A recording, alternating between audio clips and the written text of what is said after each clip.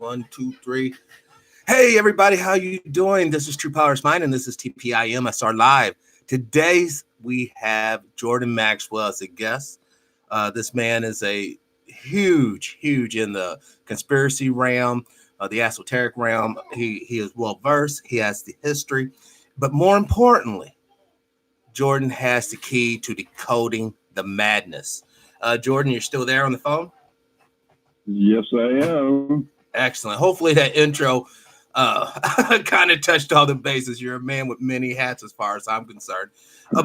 But right off the bat, I have a... Oh, go ahead. I was going to say thank you for having me on. Oh, appreciate being here. We appreciate I'm more than appreciated to have you. The first question I want to start off with comes from a confidential informant. He knows who he is. He wanted me to ask you to explain the Nazi Messianic symbolism of the movie Star Wars. The Nazi connection to Star Wars? And the Messianic. You would say? Yes, and the Messianic symbol as well. Oh, yeah. Well, the mere fact that Darth Vader is speaking through a triangle or a pyramidal structure in his helmet was interesting. He's speaking through a pyramid. You remember? Yes.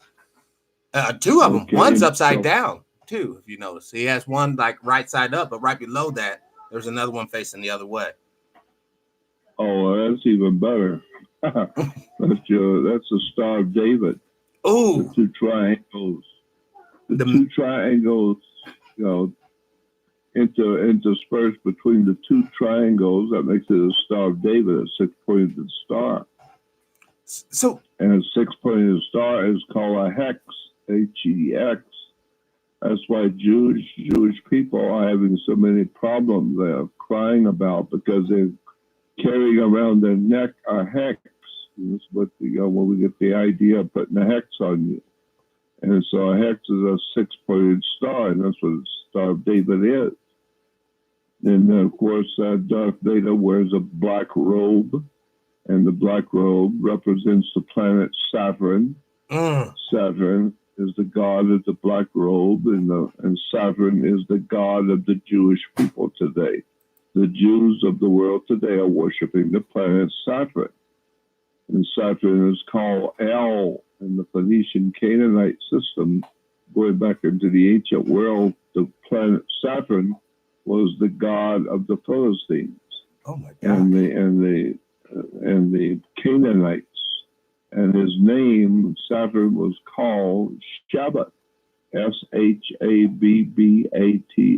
So if you're going to worship Sabbath, Saturn, then it's going to be on something called the Sabbath. So when in the Ten Commandments, when we're told to beware of the Sabbath and always keep the holy Sabbath. Sabbath is the planet Saturn. And so Saturn was called El in the Hebrew. The Hebrews call Saturn El, E-L. This is why you go to Temp El. Oh my Temp El is the house of El. And so this is why, when do you go to Temp El? You go on Saturn's day. Yes. Because Friday night to Saturday night, from Friday evening to Saturday evening, is a Jewish Saturday. And so you go to Saturn, you go to the Temp El on Saturn's day. Jordan, we recently received new images of Saturn from one of our explorers, and it's odd how Saturn has a hexagon, I believe, at its North Pole. It's like on the North Pole. That's right. A hexagon on the North Pole. Now, and who would have figured that out? Yes! Who would have known that? Exactly. Why would the Zionists pick the Star of David as their symbol? Now, why? I thought that was because of King Solomon. He used it to control demons. Yeah, well, the problem is there was no King Solomon in history. King Solomon never lived. There was no man named King Solomon because there was no man named King David. All of the ancient stories that come out of the Old Testament Bible Yes. Ancient Israel never, ever existed. There was no ancient Israel. It never existed. It is merely a story. This is why the Apostle Paul talked about beware of the stories of the Jews. Wow. This is fast. Ancient Israel never existed. There was no such a place as ancient Israel. There was a place that we think of today we call Israel. That place we call Israel today, that's where we think the ancient Israel was. No, it wasn't. The area we call Israel today was called the land of Canaan. It was called Canaan, the land of Canaan. And the people living there were called Canaanites. Right. And today, the Canaanites still worship the planet Saturn, wearing the Saturnian symbol around the neck, which is a six-pointed star. So if you look in the dictionary, look up hexagram. It'll tell you it's a six-pointed star. Then go to the Bible, the Old Testament, and go to the Encyclopedia of the Old Testament. Look up the word Saturn and the ring of Saturn. It will tell you it's the Star of David. The Star of David is actually called the Star of Saturn. And the Jews never used that term. The Jews never used the six-pointed star. That was only, that six-pointed star, the Star of David, was only used by so-called Zionists, not the Jewish people. And it's only been around for about 100 years. Now, could you kind of describe what a Zionist is for all the uninitiated? Sure. A Zionist is a German fascist, a Nazi German. If you go back and look at the foundations of Zionism, it came out of Nazi Germany.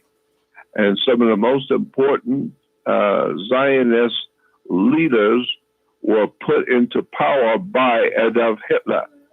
And what we call today Israel was caused by the Nazis. The Nazi party in Germany set up what you call today Israel. It's quite an interesting story, and it's actually been proven over and over and over. Now, it's funny you said that, because I've actually received reports that the SS Waffen was looking at Madagascar at one point as the true homeland of the Jews, and there was some discussion about sending the Jews to Madagascar. Yeah, I know. You're right. It's an incredible story. And so many people have no idea in the world what's really going on and who founded the state of Israel and how did it get started. But there was no ancient Israel. There was no King Solomon or King David. If you go back to some of the very, very earliest scriptures in the Old Testament, go back to the very original scriptures in the Hebrew, you will find that, look at these scriptures today in the Bible that talk about King Solomon or King David. And then you will find in the older scriptures, King David is called King Druid, D-R-U-I-D, not D-A-V-I-D, King Druid, because the Jews are actually a Druidic priesthood. And the Druidic priesthood is actually a Gentile priesthood from Europe. That's why Judaism comes from Europe. This is why you have the Henry Kissingers who call themselves Jews, but they're actually Germans. They're Druidic. But now we're told that the Jews run Hollywood. Yes. In point of fact, the Jews do not run Hollywood. The Gentiles run Hollywood. The people who you calling Jews in Hollywood today are actually Europeans. They're not Semitic. There's no such a thing as a Semitic person anyway. There's just so much that people don't know. So much has been hidden from them. They have no clue. Because what you're saying, I know. Now we have to ask the question, Jordan, who built the pyramids? Because you know the story of the pyramids being built by the Jews in the Bible might not be factual.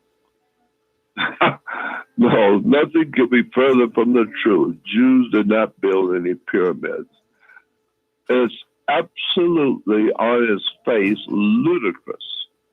I'm getting a feedback on your show. I'm getting a feedback. That's why I was. Hold on 1 second. Let me. I'm going to turn you off. That I'm just going to put just the speaker on, and that should be somewhat better. That is much better. All right, good. Now, not only did the Jews not build the pyramids, I don't even think humans built the Great Pyramid. Now we're getting to not all the pyramids, but the Great Pyramid of Giza, I do not believe was built by humans. I think if you really do some homework and go and do something for 60 minutes, I've been studying it for 60 years. But if you study the pyramids for 60 minutes, you will come to the same conclusion. Humans did not build the Great Pyramid of Giza. Now, you actually traveled to the pyramid, haven't you? It would have required somebody who was able to pick up 20-ton stones and take it 55 stories up the side of a hill. You have to keep building a pyramid smaller and smaller as it goes to the top. And at the very top, the stones are like 20 and 30 tons. Who is it that has the power to pick up a 20-ton stone and crawl up the side of a pyramid to put it in place? Who does that? And I have been in the pyramid. I was blessed in the king's chamber. 3 times I've been into Egypt and toured Egypt and giving lectures all over Egypt. And I was in this great pyramid. I was blessed by a Kemite priest in the king's sarcophagus, and I've seen the pyramid from the inside many times. And the things inside the pyramid defy your imagination. It defies anything you've ever heard or ever thought of. It's absolutely ludicrous to assume that humans built the pyramid. That's ludicrous on the face of it. Anybody who has ever been inside the one that we call the Great Pyramid of Giza and will tell you that humans built it have never even thought seriously about anything. Anybody who would make that statement would be a fool on the surface of it. And to understand what I'm saying, you need to go inside the Great Pyramid, as I did 3 times on 3 separate occasions. Did you notice any and you will be amazed at the things you will see with your own eyes. And you tell me humans built that pyramid. It's ludicrous on the face of it. Well, I have a friend who has actually been there as well. And he told me that one thing he noticed is the lack or absence of tool marks. We all know when we cut through concrete or stone, the machinery that we use leaves patterns. They leave marks. Sir, did you notice any? I can barely hear you. Oh, did you notice any tool or machine marks on the stone on the inside of the pyramid? Uh-huh. Did you see any? I had a friend, he went over there and he told me that he did not see any like cut marks on the stone. That's right. I find that's exactly right. That's amazing. And like when you went into the pyramid, did you get any sensations or emotions or feelings or energy vibrations? Well, like I said, I was blessed by a Kemite priest in the king's chamber. And that was quite an experience, and not many people have actually been blessed lying in the king's sarcophagus in the king's chamber. I was. I've been all through the pyramid, and I can tell you it's ludicrous to think that humans built it. To my way of thinking, it's ludicrous. Absolutely on the face of it. Now, it's laughable. It's laughable if it wasn't so stupid. We know. Why? Because you haven't been on the inside of the pyramid. You need to go inside and look at it and experience it, and then tell me about people who built the pyramid. It's laughable in your face. People laugh at you if you say that. Because what is on the inside of the pyramid, humans could not do. Period. End of sentence. I move on because I'm smart enough to know it's incredible what's on the inside of the pyramid that humans could not have built it. There's no doubt in my mind about that. I go public and say that.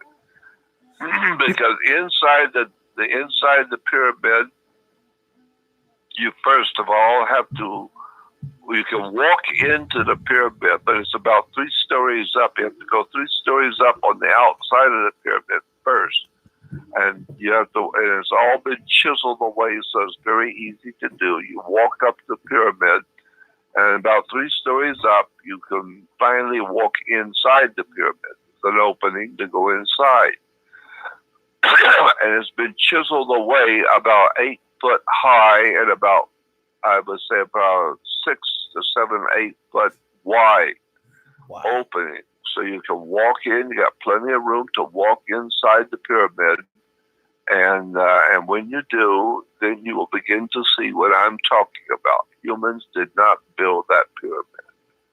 Wow! You have to get on your knees and crawl into a 4x4 square, going up like 90 degrees, going up, way up into the pyramid. You have to go on your knees and crawl inside of a 4x4 square.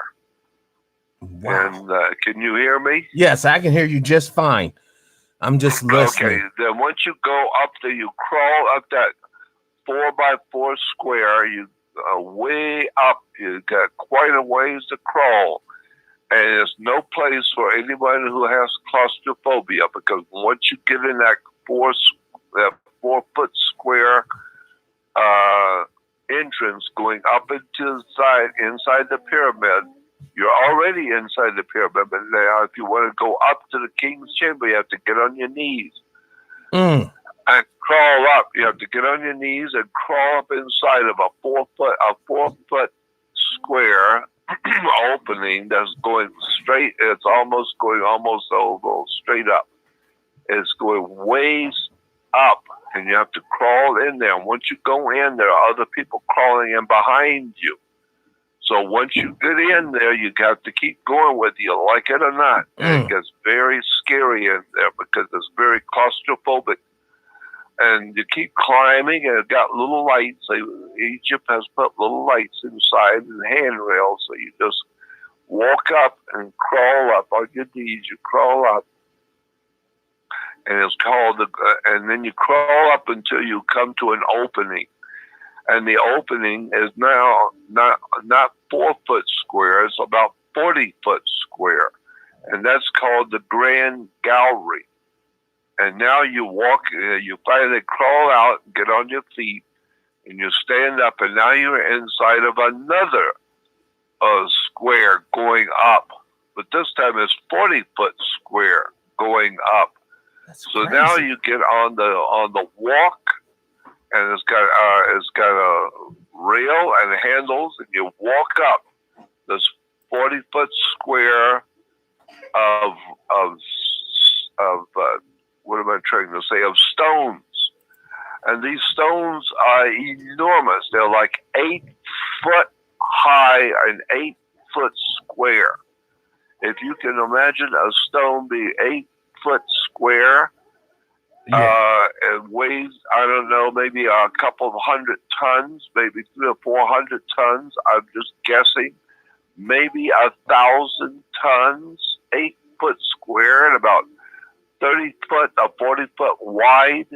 What? You're talking about a 40-foot stone that's 8 foot square, weighing, and now I'm thinking about it, was like 1,000 tons, and there's 40 of them going next to each other, all the way up this 40-foot opening, is all these 40-foot long stones up in the ceiling. Who has the ability to pick up 100 or 1,000-ton stone and put it up in the ceiling one after another and lock them into place? And they're absolutely like mirror finish. You can see your face in them. They weren't chiseled, they were cut in such a way as a mirror finish. Wow. And you're talking about 1,000-ton stone? Who in the hell can pick up 1,000-ton stone and put it up 40 feet into the air and lock it into place, and going all the way up to the king's chamber are these big 1,000-ton stones? When you get up to the top, it's quite a ways up there. When you get up to the finally, you walk up to the top, you turn around and you look down from where you've just come, and it's just a little tiny square about the size of your little fingernail. That's the little 4-foot square you just came out of, and now you come up the 40-foot square. You're in the Grand Gallery. Now you come up to a plateau, and you're thinking, how many people would it take to pick up 1,000-ton stone and put it in the ceiling flawlessly? So it's a mirror flawless finish. I guess you'd have to beat up a lot of kids to carry 1,000-ton stone 40 feet up. That's why then you turn around, and now you will have the opening, because you've now reached the top as far as you can go. Now you'll see an opening. It's a big door opening of 3 stones, 2 on each side and 1 across the top. And you can now walk into the king's chamber. But you cannot walk into the king's chamber. You must, if you wish to go in the king's chamber, you can do that, but you must go on your knees. Why? Because there is a stone, the same kind of stone that's on the ceiling. There's a stone that's only about 3 foot, if that, 3 foot off the floor, and it's crossing your path. So if you want to get into the other room, you have to crawl under that stone to get into the king's chamber. And they say that stone is about 1,200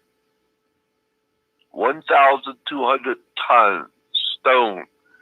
How many kids would it take, and how many Jewish people can pick up 1,000-ton stone? None. How many? None. It's ludicrous. Who in the hell would have the power to pick up 1,000-ton stone and put it into a ceiling and put it across your path so you have to crawl under it? And you are very well aware when you're crawling under that 1,000-ton stone, however it is put there by God, if it ever fell and you were under it, that's all there is to you. 1,000-ton stone falling on you, and it's only 3 foot high. It's only 3 foot off the floor, so you better crawl quietly underneath of it. And then when you crawl on the other side, you'll see an opening. You get out into that opening, it opens out into a room. And that little room is just about, I would say about 25 to 30 feet long and about 20 feet wide, something like that. Just a room, and it's got a king's sarcophagus in there. It's got a burial thing in there. It's called the king's chamber. You are now standing inside the king's chamber, and you have no idea in the world how high up inside the pyramid you are. And now when you get ready to go out, when you get ready to leave, you have to crawl on your knees and crawl under that 1,000 or 1,200-ton stone that's there halfway. It's only about 3 foot off the floor, so you got to crawl under it, which means that you cannot walk into the king's chamber. You crawl before the king. You don't walk it. You crawl before the king. You know. And so my point is that nobody is going to convince me that humans picked up 1,000-ton stones, about 40 of them, and put them into the ceiling and lined them up on the walls and about 8 foot thick. I mean, you've got to be ludicrous. It has to be ludicrous to say something like that in public, that humans built the pyramid. Just go see it. And if you have enough brains to understand what you're actually seeing, if you are ignorant, ill-informed, and dim-witted and have lost your mind, yeah, go home and tell everybody about how the poor Jewish people built the pyramid. If you have an education and have gone to school and are normal human intellect, you must know humans don't pick up 1,200-ton stones and raise them 40 feet into the air and lock them into a ceiling and lock them into walls.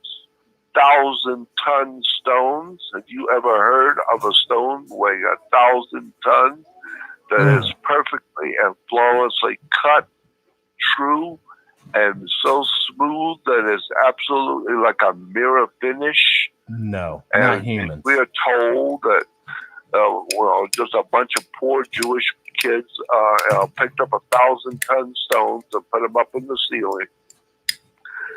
I say, it's ludicrous to even think about the subject of religion and theology of the ancient Middle East without going there. You need to go there with your own eyes and see it yourself. Then when you hear on television shows like National Geographic, well, it took 150,000 dumb people, poor people, to build a pyramid for the Pharaoh, and it was a tomb for the Pharaoh. Well, of course it's a tomb for the Pharaoh. If you're so ignorant, you don't know that pharaohs are buried 25 miles south of the pyramid in something called the Valley of the Kings. Yes. There weren't no air. There was no one buried in the pyramids. Those pyramids were put there by somebody somewhere. But now here's some more to think about. In all of Egypt, everybody who knows about Egypt, all the ancient cultures that knew, the Romans wrote about it, that the Egyptians were incredible record keepers. They kept records of everything. You belched at dinner, they wrote that down and recorded it. What time and everything, no matter what happened in Egypt, they recorded it. And especially the official things that were done by the officials of Egypt were recorded mercilessly. And so it's interesting to find out when you go to Egypt that there is no hieroglyphics, no papyri paper, nothing anywhere in all of Egypt is ever mentions a pyramid. Wow. Nowhere in Egypt is there a mention of a pyramid. You would think, if you had a brain, that if the pharaohs had a pyramid built, he might put his name on it. He might say something about it, because it's an official building for the pharaoh. But Herodotus, the Greek historian who went into Egypt about the time of Alexander the Great, Herodotus went into Egypt and he said he talked with the Egyptians who were there, and they said they had no idea in the world where the pyramids came from. They had no idea. They didn't build any pyramids. The Egyptians didn't build any pyramids. They didn't even know who in the world built them. They said that's incredible. Wow. Of course, Egyptians were not regular people. The original Egyptians were not just normal humans like you and I, because you and I and 1,000 more of us could not pick up 1,000-ton stone and lift it 40 feet into the air and lock it into a ceiling and put about 30 more up there and lock them all in, so it's like one big sheet of a mirror finish, and the walls exactly the same. So I'm just saying, if you want to talk about theology and religion, go there and do some homework and do what I've done. Spend 60 years studying theology and religion, and go to these ancient places and look at them yourself, and then you will know that when you hear people tell you about how the Egyptians built the pyramid, you will know that those people are being paid a salary to shoot the bull and lie to you. Yes. Because they've never been there, and they're too stupid if they were there to appreciate what it would take to build the Great Pyramid of Giza. Now, Jordan, once you understand all of that, understand this: if you go to England, you go to a place called Stonehenge. Correct. It's a round circle of enormous stones, the same size as the ones that are inside the pyramid. Same size as the ones that are in the pyramid are at Stonehenge. And then you read the articles about Stonehenge and the pyramids, and it will tell you the same people whoever built Stonehenge built the pyramid. Why? Because the mathematical equations used in the measurements of Stonehenge are the same identical mathematical equations used in the building of the Great Pyramid. Not all the pyramids, not all three of them, the Great Pyramid. Correct. The Great Pyramid of Giza is on the right-hand side. It's not in the middle. It's not that big one in the middle. That's not the Great Pyramid. It is a Great Pyramid. It is not the Great Pyramid. Because when you go inside the middle one, it's very, very shallow. It's just a couple of rooms, and it's very cramped, and there's not much in there to see. You go in the Great Pyramid, and it'll blow your mind. Wow. What's really in there, you will see. It's extraordinary. But the point being is that the Egyptians didn't know who built the pyramid. They said they had no idea. And there's nothing written in Egyptian to tell the people who built the pyramids. So I'm just saying, if you want to talk academically, then do some homework yourself and go there. And then you will know how the Americans have been lied to, and good people in Europe and good people around the world have been lied to and tricked and deceived into thinking just a bunch of poor slaves built the pyramids. What a ludicrous BS. Well, that's only because poor slaves built America. But Jordan, do you have any idea which alien race, the Palladians, the Orions, who could have actually built this pyramid? Well, I don't know, but we do know that somebody built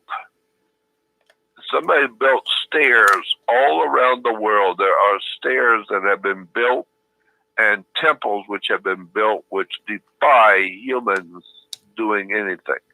There are enormous temples in the oceans of Atlantic and Pacific. Off the coast of Japan and the Atlantic Ocean are huge, enormous temples underwater.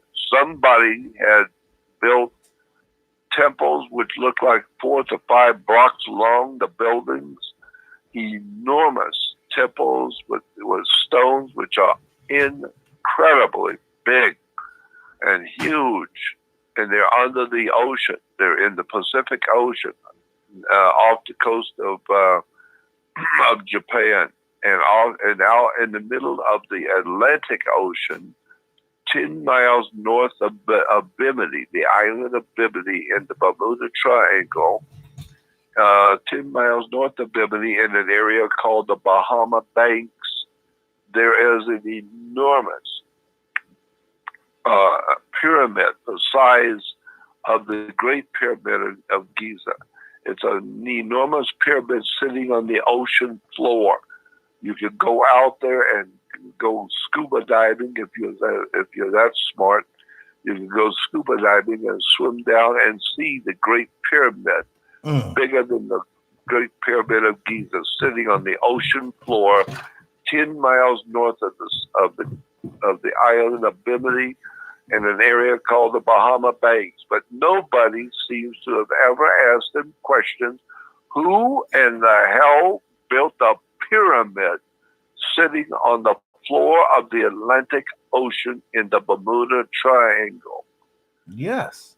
And the airlines, the big commercial airlines will tell you that anytime a commercial airliner flies over the Bermuda Triangle and where that pyramid is sitting, all of their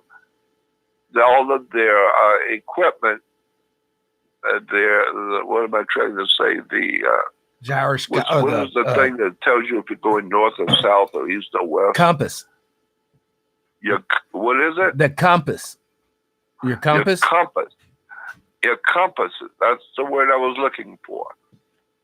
Airline pilots will tell you when you fly a big plane or a small plane or whatever you fly into the Bermuda Triangle, your compass, all the compasses point to true north.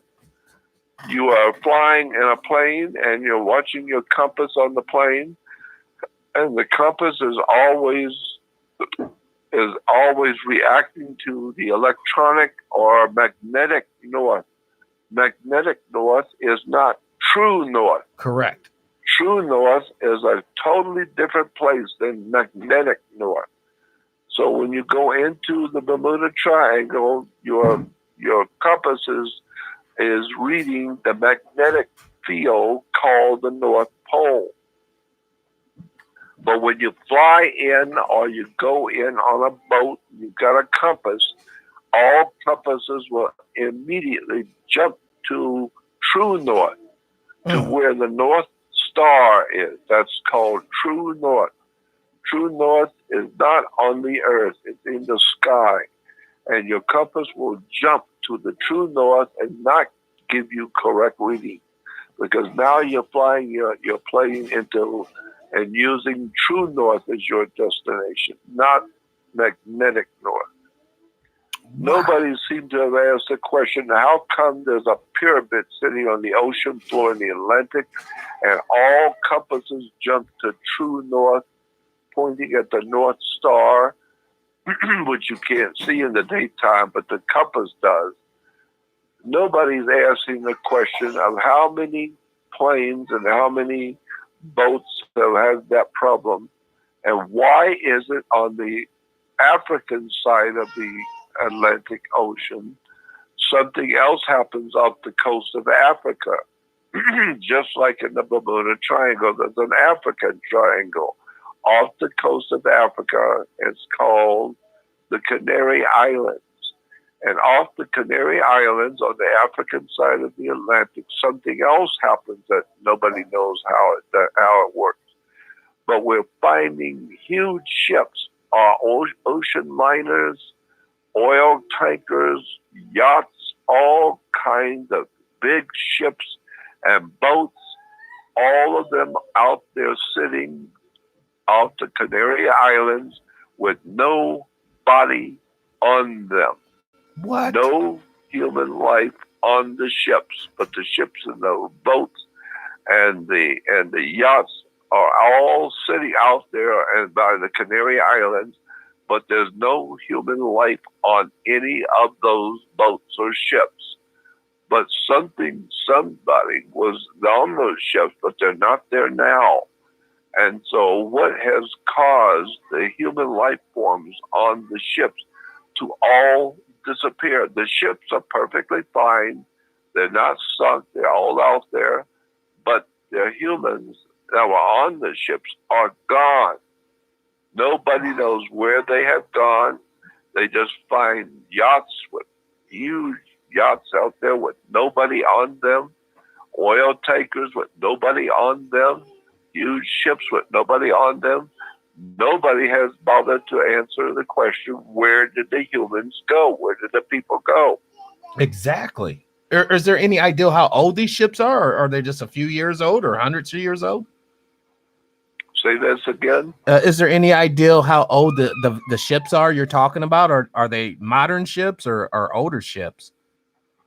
Well, older and modern. No matter who, no matter when, there's always been that problem.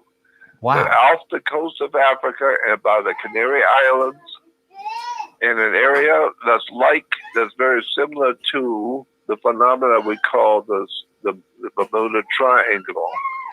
There's something going on there where people are no longer on ships or boats. The boats and ships are there, but the people aren't.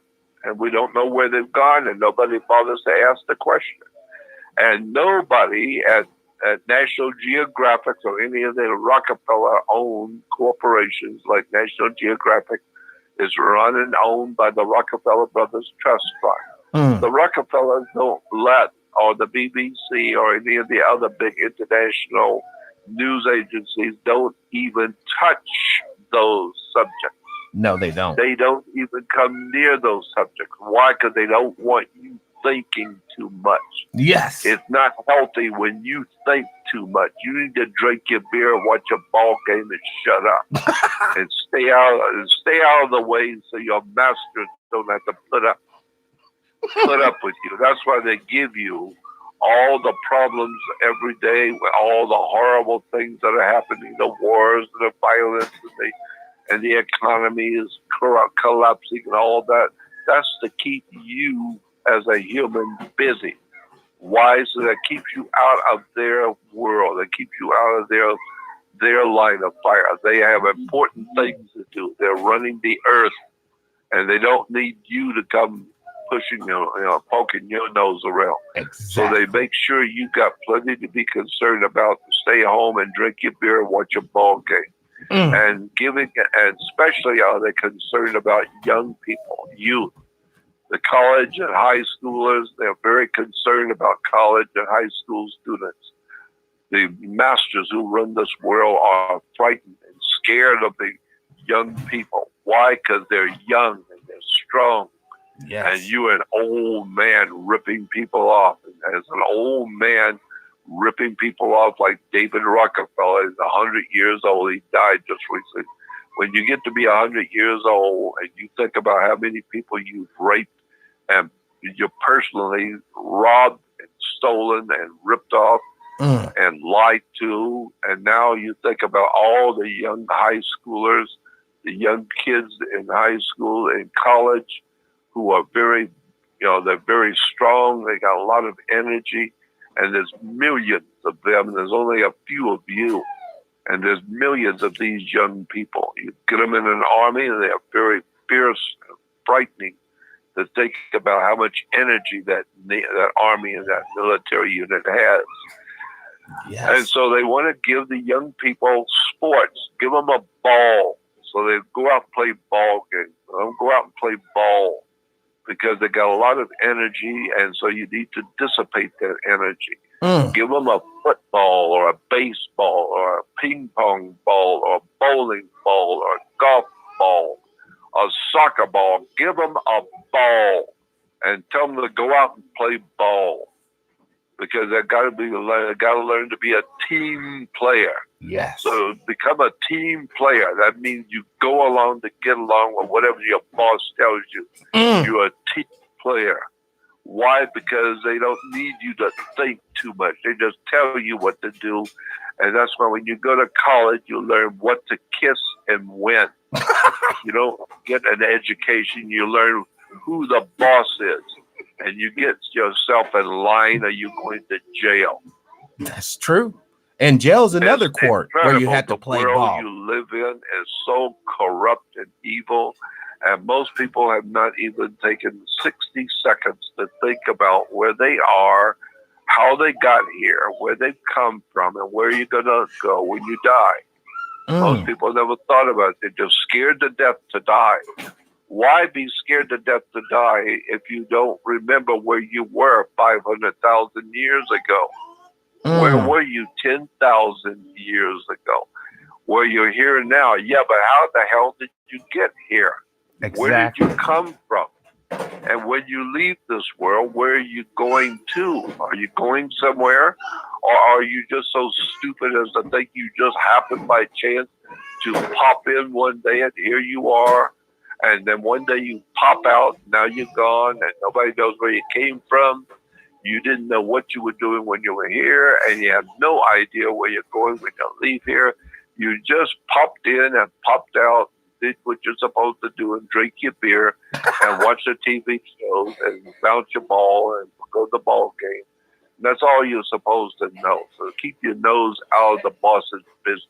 Yes. The guys who run this planet, like George Carlin said, it's a big club, the guys who run this world. It's a big club, and you ain't in it. So keep your mouth shut. You don't ask any questions. Make sure the kids have got plenty of drugs and plenty of alcohol and sex, pornography. Make sure all the people got plenty of things to keep their minds occupied and dissipate their energy. Make sure all the older guys have got Viagra, and make sure they got all the, make sure they've got all the stuff that the young kids take for granted. Make sure the old guys have got plenty of their drugs for sex too, and their alcohol, and make sure they got a liquor store on every corner. Make sure the people are happy, because if they're not happy, they come after the leaders. The leaders are a bunch of old, lying, filthy criminals running their mafiosis and gangster organizations called government. And they know that if the people ever decided to rip off this government, the people rise up in America. You are better understand. You are not. You're going to be a sitting duck. Yes. So you make sure the kids are all fed their drugs and their alcohol and their sex and ball games and sports, and just dissipate them. This is Keep quite them literally so ignorant and so stupid and so ignorant that they would know how to get out of a paper bag. So that today, most people do not have brains enough to know they're even alive. They just do what they do. They get up and they go to work, and they do what they do. They come home, they're broke, and one day they die. And they don't realize that the church was in charge of you when you were born, when you got married, and when you die. Is the church is always there. The church is there when you were born. The church is there when you get married. The church is there when you die. But why? Because the church is nothing more than an organization set up by government to make sure you stay in line and be in, what do they call it? To be in, there's a term that the government uses. Compliance. Meaning you need to be in compliance. Right. You need to be in compliance, meaning you need to do what I tell you to do, airhead. You're too dumb to realize what's in your own best interest. That's why we elected Annoying Orange, because we just follow orders. It's really interesting how the world actually works. But does it really work, Jordan? Nothing works the way you think it does. Nothing. Most people have no idea in the world how the world really works. No. Like, for instance, isn't it true we're in maritime law? Like right now, me and you, everybody listening to the show, everybody in this United States, we were given a birth certificate at birth. So we're birthed like a ship, and we're floating out here in the sea of madness. That's right. And your mother signed the birth certificate, and where she signed it, it says informant, not parent, informant. Oh. And if you go back and get your original birth certificate, not the certified copy, but the original birth certificate, you will find on the back of the birth certificate, all over the back of the birth certificate are bank stamps, stamped in Europe, stamped in Asia. Banks have stamped your birth certificate all over the world. Why? Because that birth certificate goes all over the world to back up the loans that are given to the United States government by international governments of the world. They will invest money in America. They will give American government $100 million. Well, you got to have collateral for that $100 million. So the collateral for the money that's given to the United States that the U.S. borrows or uses is your body. Your body, Wow. your flesh and blood body is a security on the New York Stock Exchange. And you don't realize that your body is worth about $9 million on the New York Stock Exchange. Wow. But if you call the stock exchange and give them the number on the back of your Social Security card and tell them you found this stock in your grandmother's garage and you want to know if the stock is any good, the stock exchange will say, give us the stock number. And so you give them the number on the back of your Social Security card, and they will tell you your name. They'll say, yes, there is a stock, and it's owned by, and they will give you your name. And then you say, oh, really? Is it still good? Oh, it's absolutely still good. Then how much is it worth? They'll say, it's about $9 million or $11 million. And it's in my name? Yes, it's in your name. You got about $9 million on the New York Stock Exchange. But we forgot to tell you that because you're so damn stupid. Why even tell you anything? We'll just borrow the $9 million on your name, and you just go out there and go drink your beer and watch ball games. And you'll never know how we built the Empire State Building and all the big major airports of America. You'll never know how we paid for America. It was paid for by your flesh and blood body on the New York Stock Exchange. Wow. But you didn't know that because you're not supposed to know that. You're an ignorant, ill-informed slave. Yes. And so there's only important people are supposed to know that. And those important people are in a club, and you ain't in it. Well, it's time we break down the doors, sir. It's time we break down the doors and get up in the club. I want to drink my beer in the club. That's exactly what they don't want you doing. That's just exactly what the international bankers do not want you doing. They want you to go to the ball game and go to Disneyland and eat the hamburgers and hot dogs and drink the beer and take the kids out to play and go out and watch the ball games, the football games, the basketball games, the pinball games, the basketball, and all the different ball games. There's hundreds of them. Think about how many ball games there is. But don't all ball games take place on either a court or a field? And that's where we play our game of justice, in a court. That's right. That's why. Why do you go to court? You play basketball on a court. You play tennis on a court. That's why you go to court. How do you play tennis on a court? You play with a racket. Oh, come on. Oh, you there play it with is. a racket. Why? Because the whole damn thing is a racket. It's a game. That's why. And so that's why your body, you are a biological battery. That's why you sweat and you get hot when you're working. Why? Because you are a battery. That's what causes your nerve endings to move, so you can move your arms and the head, and you can live and be alive because you are a battery. Unless, of course, you really get really, really tired and you have no energy at all, then you say things like, boy, I'm dead. I've got to go to bed. I've got to go to sleep. I am dead. Meaning your battery is drawn down. You have used all the energy in your battery, your body. Now you have to go recharge your battery. You go to bed to recharge your battery. Why? Because you are a battery, a biological, electrical unit. And that's what keeps your heart beating and your body moving, because you're an electrical unit. So when you go to court, if you can't, court is a maritime admiralty system. It's based on the ocean. It's based on the law of the ocean, the law of the sea.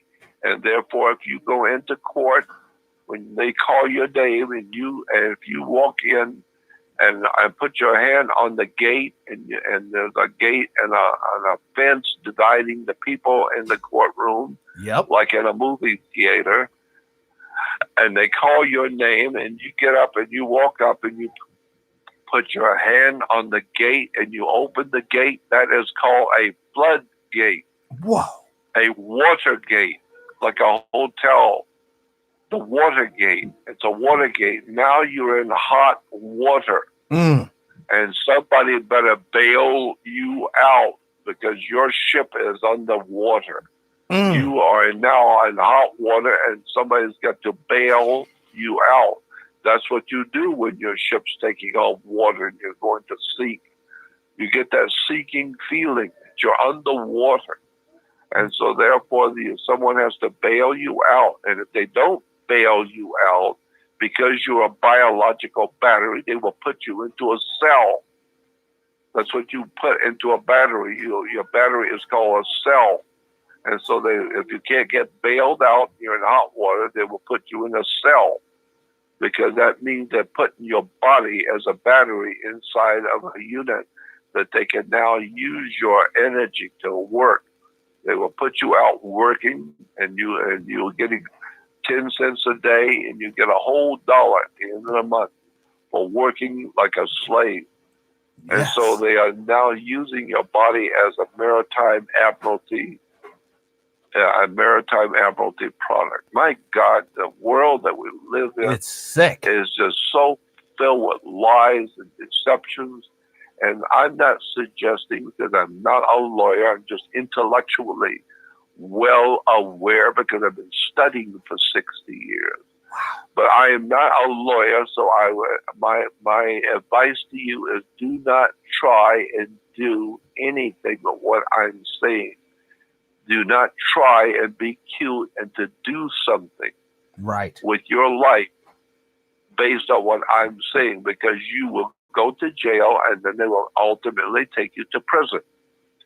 Right. Why? Because you don't understand how the world works. The world works only for the multi-billionaires who run the planet. The big club, and you ain't in it. You can understand, you can educate yourself and understand how things work, but you don't do anything about it.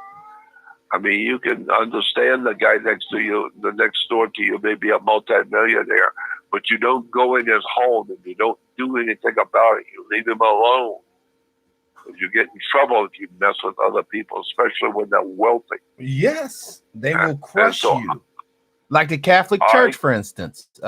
We really didn't say nothing, but isn't it not true the Catholic Church, the Vatican, actually owns or really manages the interest on all the straw man birth certificates being exchanged? That's exactly right. The whole world lies in the power of the wicked one. Remember, the Holy Father is a father. He's holy because he can communicate with God. He is the original Godfather. Stop. From Italy, from Rome, the Godfather. And you saw what happened in Godfather 3 when oh my God. Michael Corleone. Yes, he was saying, you want to see the real crooks? They're in banking. They're in big business. Vatican. He's in the Vatican with the Holy Father. And the Holy Father, the representative of the Secretary of State, is the Holy Father's representative. And Michael Corleone and sitting there with his attorney and all of his mafiosi gangsters and bankers. And they're talking about the Holy Father needs $600 million more if he's going to sell something to Michael Corleone. And Michael has to think about it. Says, okay, I'll buy. And so what you don't know is that the mafia is sitting with the Pope in Rome, in the Vatican, making deals to buy property all over the world. Jordan, you got a second? We have a caller on the line. Caller, you there? Yes, I'm here. All right. You want to ask Mr. Jordan, Mr. Maxwell, Brother Maxwell, a question? I do. I have a question for him. Can he elaborate on there's a theory out there about inner Earth. There's another Earth. There's an entrance like in Antarctica, and that's why they don't want people flying over there or going over there. And also, can you elaborate on like I don't know if you talked about this earlier. I got in kind of late, but like about like lizard people. I know that sounds crazy, but David Icke always mentions this on his podcast. I just wonder, what is his take on that? Well, first of all, I brought David Icke to America myself back in 1992. He was in England struggling, trying to do something like I do. He was trying by himself to wake people up and give lectures, and I heard about him. And his secretary came over and met me and asked me if I would bring him to America and help make him, a celebrity, which I did. I spent a lot of money on David Icke. I brought him to America. I talked with him. I got him into television. I got him on radio. I got his books published.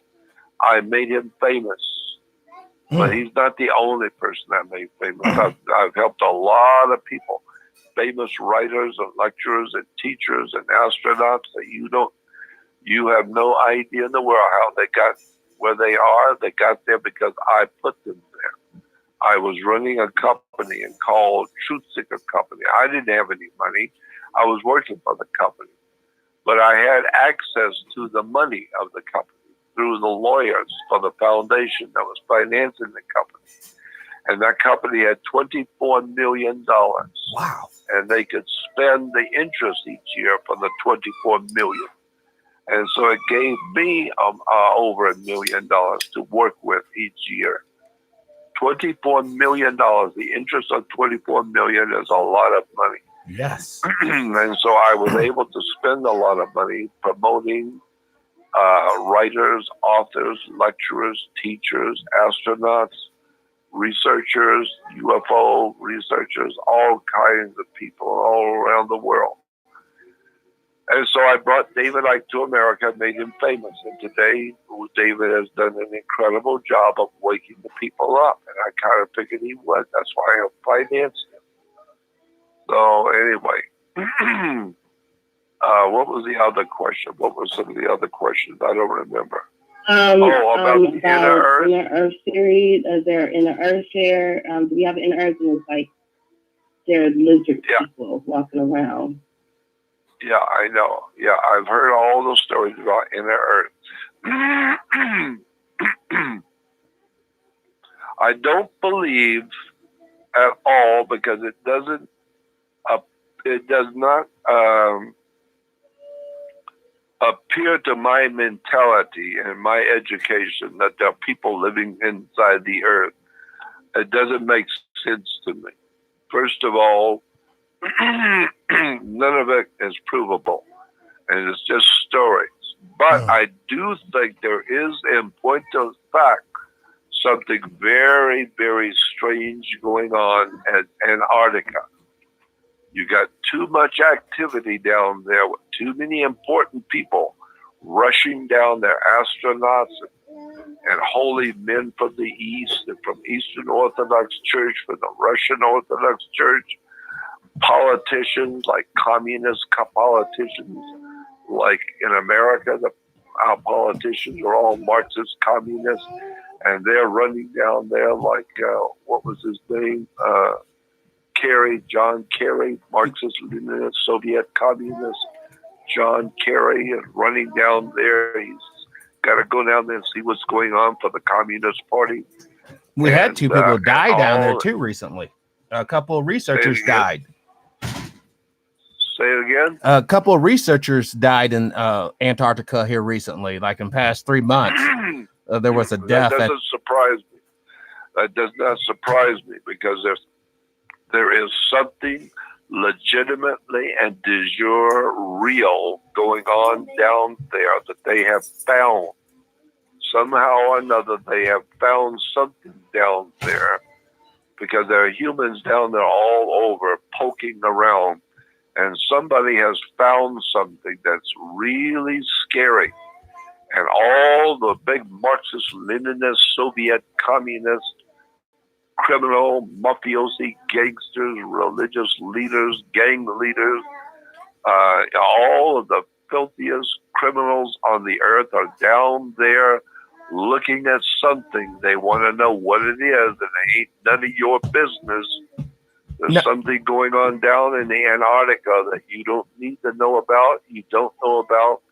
And if it's going to affect you, they'll let it affect you, and you'll never know it until it's too late. Exactly. Going back real quick to the financial thing with the Vatican, do you find it strange that the Army of the Catholic Church is located? Well, the central headquarters is the Knights of Malta, which is also the Queen of England is the Queen of Malta. Isn't that kind of odd? The Queen of the church that, because the English church broke away from the Catholics, but she's still in charge of the Catholics army. That's right. That's it. And so there's something going on that you don't know about. And there's a very, very big story that you've never heard before. But I'm telling you because I heard it a long time ago. I'm still not sure of all of the facts and figures with this story, but I know it's there because I've seen it. There is a very dark and mystical story that ties the German people, Germany, with Judaism. Judaism and Germany are one and the same thing. And Zionism is a German movement developed under Adolf Hitler. And so the Nazis were responsible for the state of Israel today. There's a book two books. One of them is called 51 Documents They Don't Want You to Know About. It's a book you can order on Amazon called 51 Documents. And what it is the 51 documents that were found and republished, showing that Israel was founded by the Nazi Party. SS and the Gestapo founded the state of Israel. And all the big shots that we called the Zionist leaders were all Nazi SS Gestapo. They were all Nazi leaders. They were all Germans from Europe that founded something called the State of Israel. Wow. And and the more you look at this subject, you will find that Judaism is connected with Nazism and the German people. Somehow there's a dark connection between Germany, Nazism, and Judaism. It's an incredible story. I have another question. It's kind of pertaining to the Antarctica. It was about, hold on, let me find it here on the chat room. Ask him about the flat earth theory. About what series? The flat earth theory, I guess. Oh, yeah, I know. The flat earth thing, I don't buy, but that's just my considered opinion. I don't buy it. But I must admit that the people who promote this flat earth theory do have some very, very interesting ideas and some very good arguments. So I'm not saying it's not true. I'm saying the jury is still out in my mind on the flat earth. There's something about it that I know does not ring true. Excuse me. That would make sense. I mean, we look at the space program, Jordan. How much money has been spent on the space program that could have went to urban development, could have went to people's education, could have went to maybe even getting a cure for cancer, but all this money was funneled into NASA. That's right. And NASA was founded by the Nazi Party, period. That's why it's called NASA. NASA goes back to Nazi Party. NASA, National Aeronautics Space Administration, is a German Nazi operation. The people who founded it were Knights Templars, the Knights Hospitallers, and the Masonic orders that come out of Germany. So America is actually, the Nazi Party is now operating full blast today. The Nazi Party has never been stronger, never been more powerful than it is today. Right here in the good old US of A. Yes, and I've heard for people on the inside that the German and the Nordic companies, corporations, like Mazda, what is it? The big car companies. Oh, Volkswagen or not Volkswagen. That's right. Volkswagen and Mercedes Benz and BMW. All of those German and Nordic companies are still today paying us a percentage of their profits coming from those companies going directly to the Nazi Party today. Wow. This is disgusting, Jordan. This is sad. I have been totally misled when I was learning all that useless history back in high school and in college about how we won World War II. Hell, if we could take one of those dead veterans back from the grave and bring them to this day and age, they'll think Germany won the damn war. They'll think Japan won the damn war. Well, you're the one that's crawling on your knees trying to stay alive and pay your rent and stay alive. Yes. Yes. The Germans still run the world, period. They run all of Europe. They run America. They run the world. The Nazi Party is now headquartered no longer in Europe, obviously. The Nazi Party is now headquartered in South America, in Argentina. Yes. Argentina is the new Berlin right now on the earth. Berlin is now in Argentina. It's in the mountains of Argentina.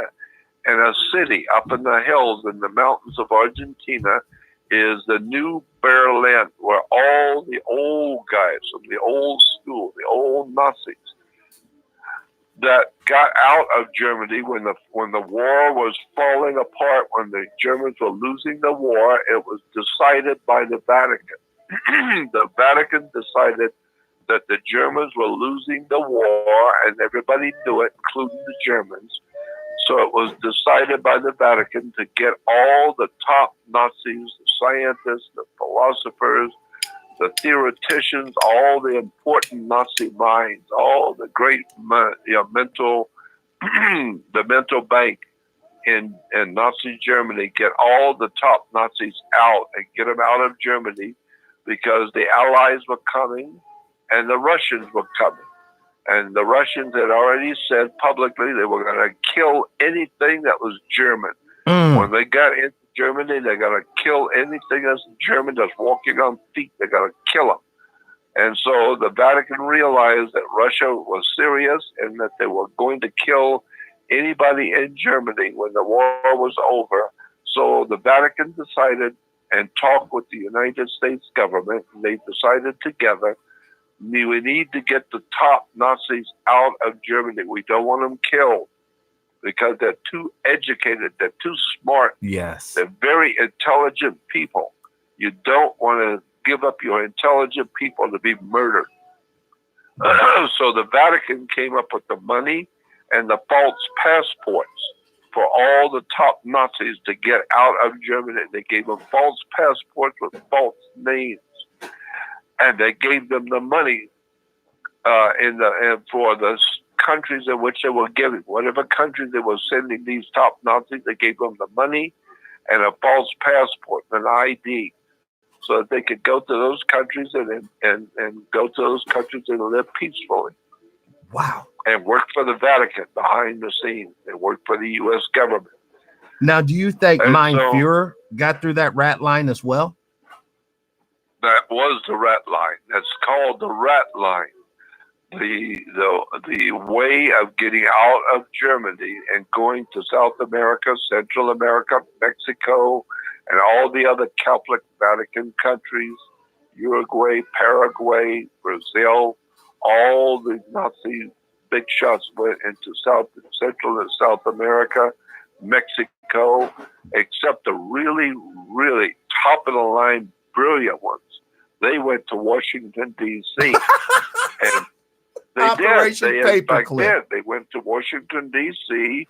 and they took with them people like Walter Dornberger, who was head of Adolf Hitler's Nazi operation. They took with them Dr. Werner von Braun, who was a top SS Gestapo Nazi.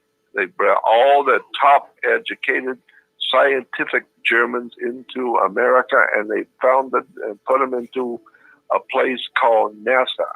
Yes. National Aeronautic and Space Administration, which is real close to being NAZI, Nazi. Incidentally, the very word, in America, we have a Supreme Court. Correct. And in our Supreme Court, we have a Supreme Court judge who is the Chief Justice of the Supreme Court, meaning he is the number one judge in America of the Supreme Court. He's the Chief Justice of the Supreme Court. Well, in Israel, they always had an Israeli court. They still do today. Israel also has a Chief Justice of their Supreme Court. But the Chief Justice in the Jewish Supreme Court is referred to officially as a Nazi, N-A-S-I. Look it up in a dictionary. Look up the word N-A-S-I. It would tell you the Chief Justice of the Supreme Court in Israel is spelled N-A-Z-I, Nazi.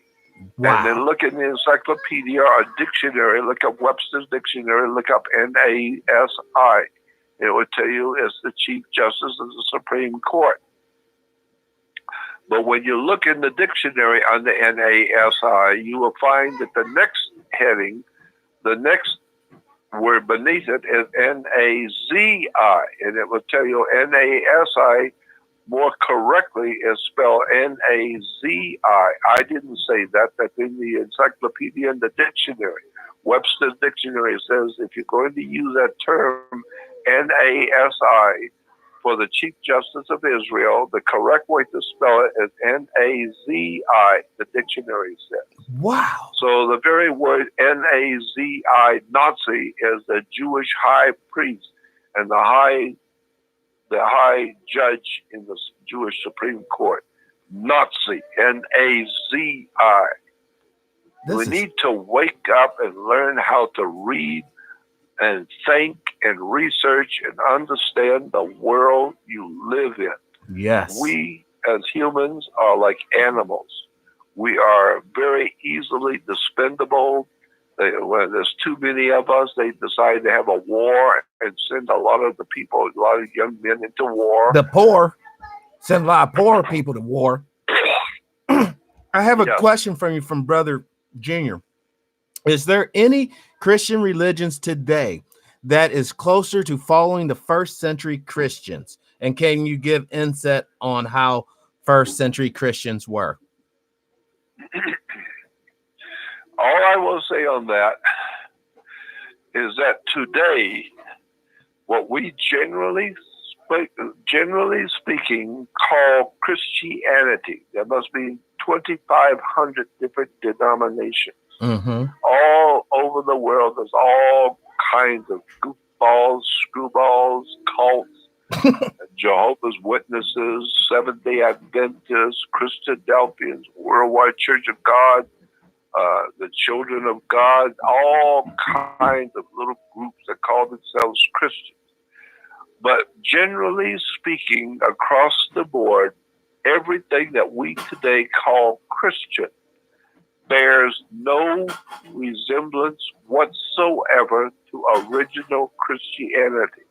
Boom. If I were to explain to you what original Christianity, when it was first founded in the Roman Empire, what they believed and what they taught and what the original Christians were like, bears no resemblance to Christianity today, period. There's no connection whatsoever Christianity today has with the original Christianity when it was first developed.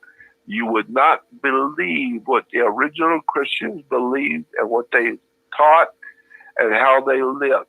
They had no, but original Christianity lived nothing like we do today. I don't think they were big on the prosperity doctrine.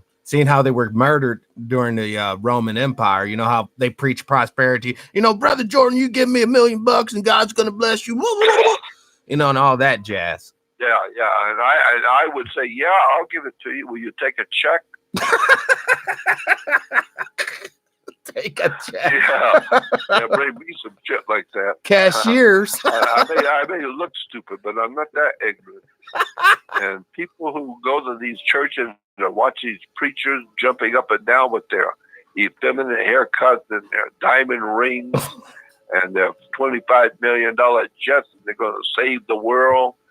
But you ain't never seen none of these preachers who are blessing people and saving them. You ain't never seen one of them go to a hospital where real sick people are and heal anybody.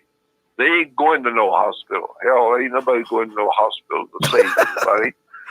You come there, you drive your car there to their place and bring your money with you. Exactly. Or don't come at all. Don't come at all. Just stay home. We don't need you. That's worse than sit there and drink your beer and shut up. You peddling false hope is worse than saying sit there, drink your beer, and shut the hell up. That's it. Just drink your beer and watch a TV show and watch a ball game and shut up and stay out of the way. And don't get in the way of your masters who own you. They own your body on the New York Stock Exchange. You don't think so? Mess with them and watch what they'll do. They'll come out, bust your door down, beat the hell out of you with their billy clubs and drag you off to prison. And nobody's ever going to hear from you again because there's no lawyers going to take your case.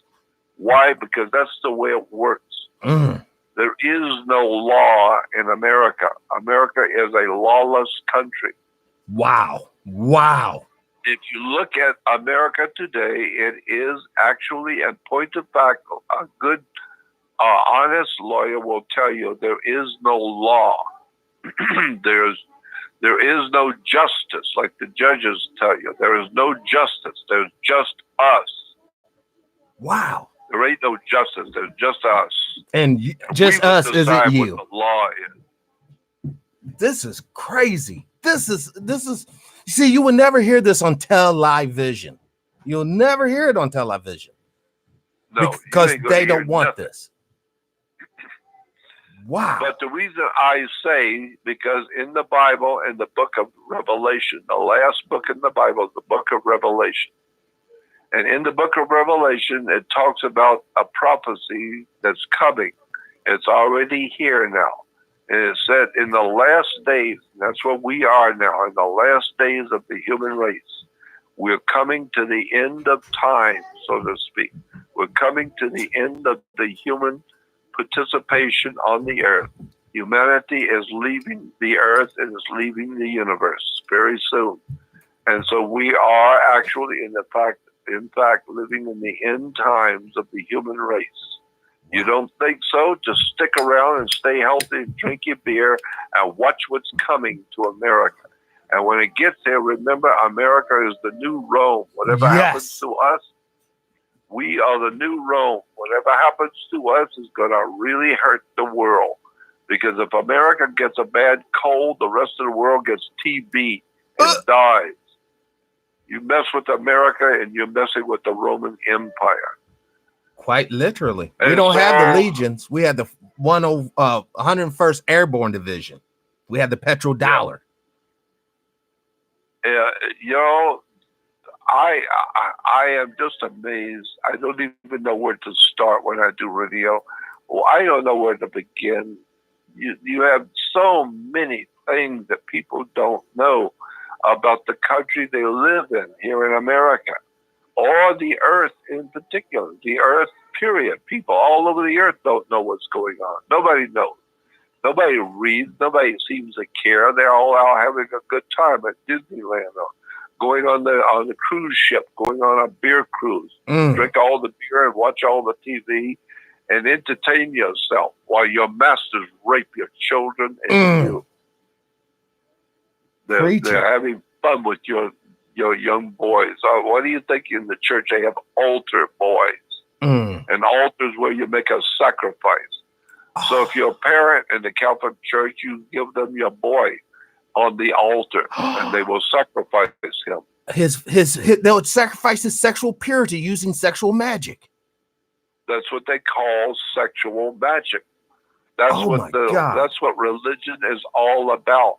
Religion is all about sex. Period. That's what it's all about. That's why in front of most churches, the steeple is really just a big phallus. Yeah, I will give you some hints. I know you don't have 8 hours or 10 hours for me to go through this, but I'll give you some hints up front about how sex is the bottom line in all religion, period, Christianity. Christianity is based solely on sex, period. That's why it's so important. And a classic example, let me just give you one of the 1,000 examples I could give you. The 10 Commandments. You always remember, what's his name, Charlton Heston playing in the movie The 10 Commandments? Yes. Oh, blue eyes. Okay, you see Charlton Heston, you see Moses coming down from the mountain with the 10 Commandments. Well, what you don't know is that the Bible reference works. If you go to encyclopedias of the Bible in UCLA or USC, or county USC, universities, or to the big seminaries, the big university seminaries for Christianity. And well, you need to understand, why are they call it a seminary? Oh, stop. Yeah. It just hit me. It just hit me. Oh my God. A seminary. So if you're going to be a preacher, or you're going to be a minister, you got to go to a seminary. And study all about the word, and then they will show you how the word Cohen is a Jewish word for a priest. A priest, a name for a priest in Judaism was called Cohen. A lot of Jews have the last name of Cohen. Cohen is a priest in Judaism. But do you know what Cohen means in Hebrew? What? It means the protector of the human semen. Stop. He protects a human semen. So therefore, he's in charge of you having babies. If you're a Jew, you talk to the rabbi, because he is the rabbinical authority over your body and how you reproduce. So the Christians have a seminary, but the Jews have a holy priesthood called Cohen. And the word Cohen, translated from the original word that gives us the word Cohen, means protectors of the semen. What? So Jordan, I'm seeing a connection here. It's all about domination over our physical form. That's it. You got it finally. And that's why we have God the Father. This is why God is called the Father, our Father. Why? Because the Father is the male. Right. And he impregnates Mother Nature, Mother Earth. Mother Earth is Mother Nature, and Father. And so, therefore, in the spring, that's the time for the spring weddings.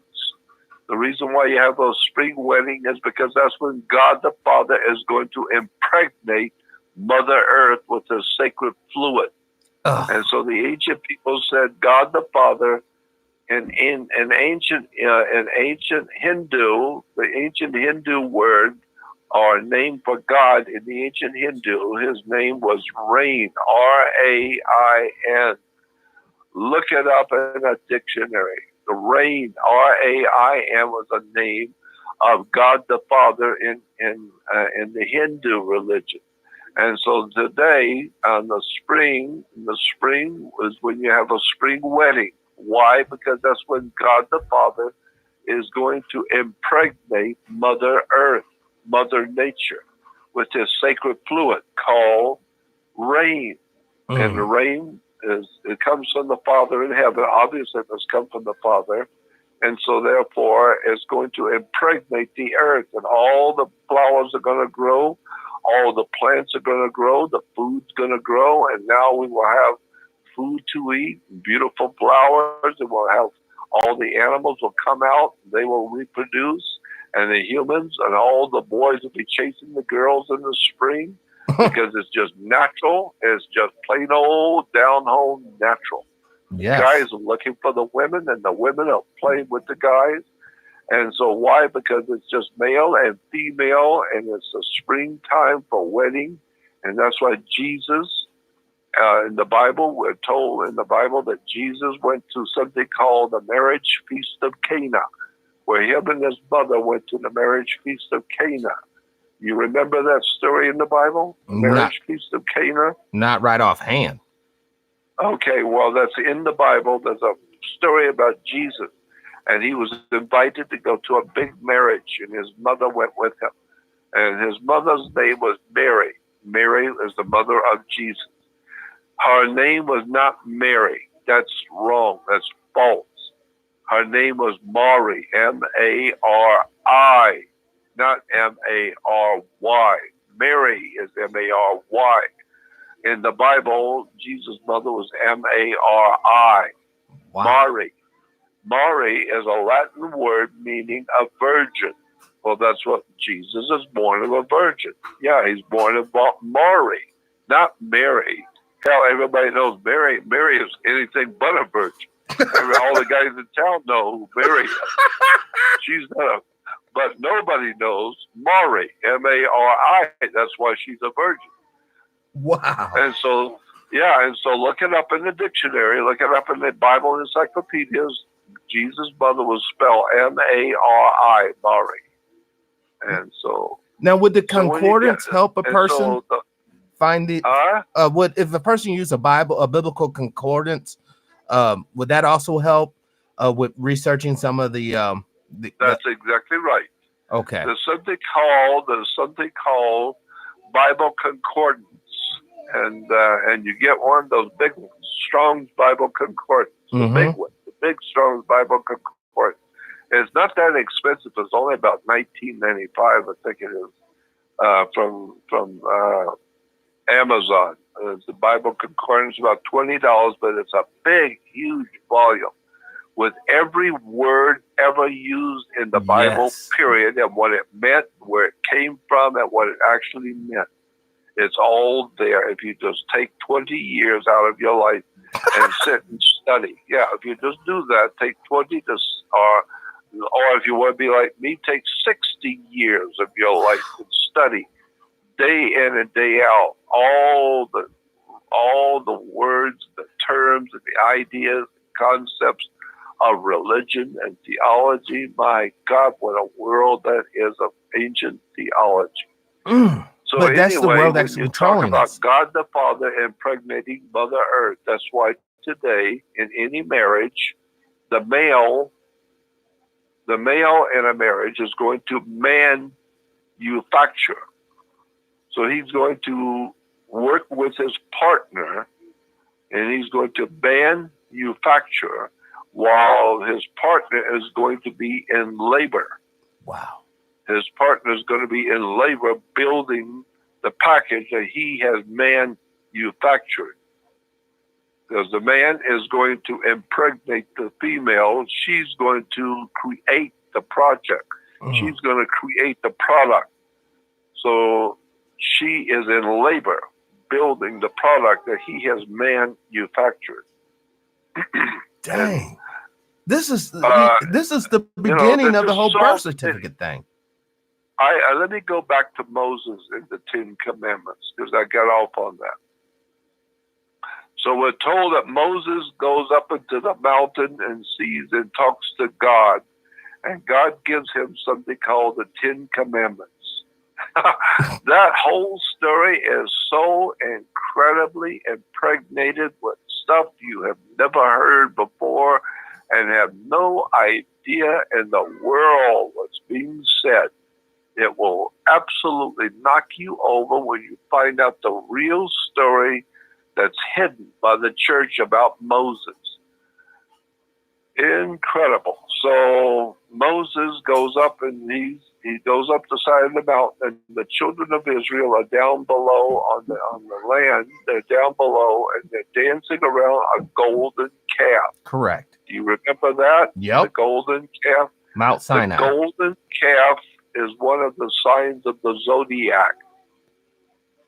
One of the signs of the zodiac is Taurus, the bull. So for 2,100 years, 2,150 years, the sun rises each morning in the sign of Taurus, the bull. Well, the sun is golden and the bull is a calf. So the golden calf is the sun in the constellation of Taurus, the bull. And so therefore, when Moses goes up into the mountain, he comes down and God has given him a whole new religion. It's a brand new religion that Moses comes down from the mountain and he sees the Hebrew people still worshiping the old religion. They just don't get it. They're worshiping the old religion of the golden calf, the constellation of Taurus, and the constellation of Taurus, the bull. Yes. Which, of course, this is why when the Pope issues an order, it's called a papal bull. Why? Because of Taurus, the bull of the constellation of the zodiac. But my God, there's so much to tell you. We only have a certain amount of time. So much more to tell you. One that chatters is they're asking you to elaborate more on the Moses story. On the what? On the story with Moses. Moses. Okay. So Moses never lived. There was no such a man named Moses. He never lived. There was a Pharaoh, a line of pharaohs, which were called Thutmoses. Thutmoses the first, Thutmoses the second, Thutmoses the third. There was a line of pharaohs called Thutmoses. Thut is our word thought, meaning the pharaohs were the thought of God. And the thought of God was Moses. Thutmoses the first, Thutmoses the second. So Moses was nothing. He never lived. There was no such a man named Moses. So if you're basing your religion on Moses, then you got zero, nothing. You got sand. You don't have a religion. You got an incredible, misunderstood lie and deception. And this is why Abraham, all the Jews talk about Abraham, all three major religions, Islam, Judaism, and Christianity, they claim Abraham. There, in point of fact, historically, never existed a man named Abraham. It's just a story. Well, then how are the people going to look for the kinsman redeemer? The Bible is called the greatest story ever told. Oh. I used to get my butt kicked by my mother when she would find me telling stories. She would say, "You out telling stories again?" Yes. And I was out telling stories. So telling stories used to mean you out lying and through your teeth. You're out there telling a bunch of stories. Yes. And so a storyteller was always understood to be somebody who's out there lying and trying to sell you something. He's lying to you. And so you were a storyteller. Well, this is why the Bible is called the greatest story ever told. It's not the greatest collection of historical facts ever published. It's the greatest story ever told. It's just a story. And you don't know that. There's nothing true in it. There was no Moses. There was no Jesus. Jesus never existed. There was no Moses. He never existed. There was no King Solomon. Solomon never lived. There was no king named Solomon. In the actual history, none of these people actually lived. But then, Jordan, we have a huge problem. All of our Palestinian brothers and sisters who's been dispossessed and disinherited from their land and died trying to resist the state of Israel, you're basically saying they got the land because why? They're the chosen people of God because of Moses and Abraham, right? But if that's not true, then they're really not the chosen people of God. So where are we dealing with them taking these people's land and setting up shop? Well, hell, they were going to get screwed anyway, so it's about time somebody does it.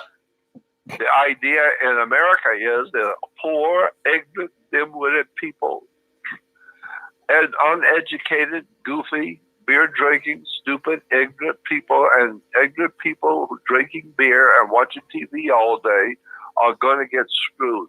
They're going to get ripped off. And since they're going to get ripped off, hell, what are we waiting for? We might as well rip them off ourselves. So therefore, we call it Israel. Israel,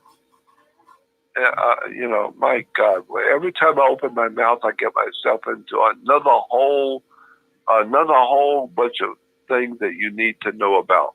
When the Hyksos people, the word was Hyksos, there was an ancient people many thousands of years ago in the Middle East. They were called Hyksos. And the Hyksos people illegally crossed over into Egypt. They were not Egyptians, they were Hyksos. They were a robber band. They were a band of robbers, like a biker gang. They were like a gang of bikers.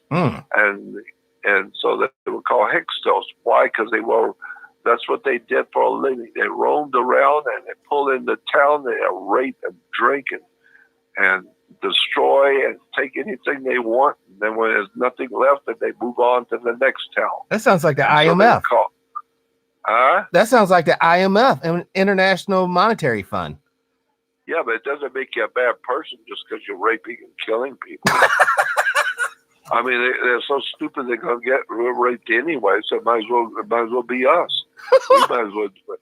Somebody's going to do it somewhere. So it might as well be us. And so when Moses comes down with the 10 Commandments, this is one hell of a story. When Moses comes down from the mountain with the 10 Commandments, we remember what the 10 Commandments look like. It's a big, huge stones. And on the stones are written the 10 Commandments. Well, if you go to the Encyclopedia of Christianity, the different dictionaries and encyclopedia references in the seminaries where the priests go, and read the reference work, read the seminary, read the big reference works, the encyclopedias about Christianity, and look up the word 10 Commandments. They will tell you the 10 Commandments were not 10 big stones. No. The reference works tell you that the 10 Commandments were round, tiny round stones, very small little round stones, that Moses could carry both stones in one hand. They both fit in the palm of one human hand. The two stones would fit in one person's hand. They were referred to not as the 10 Commandments, but in Hebrew, they were called the stones of the testimony. And this is why today, when you go to court, you're going to testify. Yes. Why do you have a testimonials of stones of the testimony? The very word stones of the testimony comes to the word testes. So in ancient Egyptian, when you went before the courts in ancient Egypt and in ancient Judaism, and you go before the court and you're going to bring your brother, your actual brother in the religion, you're going to bring him before the court and you're going to testify that he did something to you. When you go into court today in Israel, you go as a man, you're going to testify about something. You must hold your testicles in your hand when you're testifying, because that's where the word testifying comes from, testes. Testicles. The idea being, if we catch you lying about your brother in this court, you're holding your testicles. You know why? Because you put your testicles on the line. You lie in this court, and you're never going to have a baby again. Wow. And so that's why you are testifying. And that's why when the man gets mad and angry and starts acting like he's mad and angry, women say you're getting testy, meaning you're feeling your testicles. You're feeling like a man. So now you're getting testy. Why? Because you're testifying. You're getting testy. Now, when he comes down from the mountain, he is bringing the 10 Commandments, which the reference works say were two round stones with the 10 Commandments written on both of them. One stone had 10 Commandments written all over it, the one round stone. The second stone had the same identical 10 Commandments written on it. So they were called the two stones of the testimony. which represented your testicles. That's why he could walk down with 2 round stones in his hand. It says testicles. And they were the 2 stones of the testimony. Why? Because when you go into court in Israel, you're going to hold your testicles when you're testifying, because your testes. Wow. Because that was the only way in Egypt they do. You're telling the truth. You better hold your testicles when you're testifying, because if we find out you're lying, son, guess what? You're going to wish to hell you'd have never come in here holding your testicles, because you're going to walk out here without them. So maybe that was why it was shameful to be a eunuch. That's exactly right. And so therefore, when Moses went up into the mountain, we will read in the Old Testament that Moses, who never lived, there was no man named Moses who ever lived. But the story is, when he went up into the mountain, he confronted God in a bush. It was called the burning bush. Did you ever hear about that? Yep. Okay. Moses, we are told, if you go and read the Bible, it says Moses went up into the mountain to talk to God. And when he got up there at the top of the mountain, there was a bush, a big bush, and it was burning. It was a burning bush. And that's a very famous story in the Bible. Moses and the burning bush. Well, the burning bush was the female vagina, the burning bush. And that's where it comes from. Because the burning bush, the Bible says, when Moses went up there, he encountered God in the burning bush. That's the female sexual production part of her body, is a burning bush. And therefore, she is on fire. That's why they have the song like, "Come on, baby, light my fire." Yeah. It's called the burning bush. She's saying, "Come on, baby, light my fire," because her burning bush is a vagina. And then when you think about it, when he ejaculates, that's the water that cools the fire. That's exactly right. And so therefore, she's saying, she was the burning bush. And Moses confronted God in the burning bush. Well, that's exactly what happens. Man, for the first time, actually connects himself to Almighty God in sex. Because man don't get any closer to God than he is making love to a woman. Wow. And that brings forth new life. You don't get any closer to God than that. You know what? That adds new credence to when 2 or more, in case of an orgy, is gathered, he's in the midst. Yeah, sorry. Right. We have to make some humor, or else we end up crying. You know what? I could sit here for the next 10 hours and tell you all about the Old Testament stories in the Bible and how they all go back to sex and drugs and rock and roll. It's all just a story. The whole thing is a story so that one group of people can hold themselves out as holy and everybody else can go to hell. Exactly. This is why the Jews will tell you they are God's chosen people. If I were a Jew, I would not have the balls to be able to go out in public and say, I am one of God's chosen people. God chose me. Who in the world would have the courage to go out in front of other people and say, I am one of God's chosen people? Isn't that the start of racism? Story. The true start. People.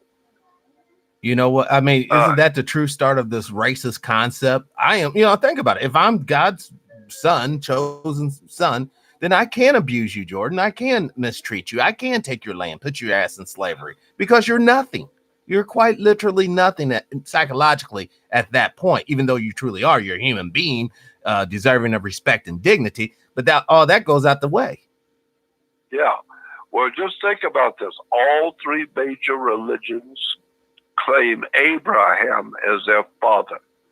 The Jews will tell you they have come from Abraham, their father.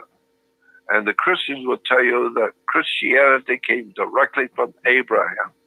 And the Islamic people who do not know what is going on the earth. They have no idea in the world, because Islamic leaders are not telling the people of Islam nothing. They're not telling them nothing. Keep them ignorant and ill-informed and ranting and raving, and keep them stupid and ignorant. And don't let them know what's going on. This way we can marry their little 7-year-old daughters and little 5-year-old daughters, and marry them and keep them for the night, and then bring them back to the parents the next day. In Islam, that is perfectly legal.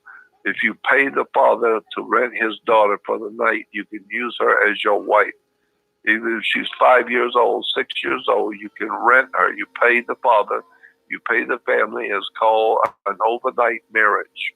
So you pay the father, and he gives you his daughter, and you take her home, and she is now your wife. You have privileges with your wife. Yes. And so you can enjoy her in bed. She's only 7 years old or 5 years old. You can enjoy her in bed, because that's the way Islam thinks. And so the man is the absolute father. He's the Father God. He's the whole father of all living things. He's the male. That means he can rape anything he wants, any damn time he wants. And if you don't like it, he'll knock your teeth out, slap you around, and teach you a lesson. You don't tell the male in Islam anything, period. He tells you. Where did he get the authority? He got the authority because he's got a heavy fist. He'll beat your face in. That's what his authority is. And so once you understand the way religions have developed, in the use of sex and the domination of innocent children and innocent people, we see all this stuff going on in Islam, of the marrying little 5-year-olds. Well, what about the priests? They're raping the 6-year-old boys. And we know as pedophilia everywhere, period.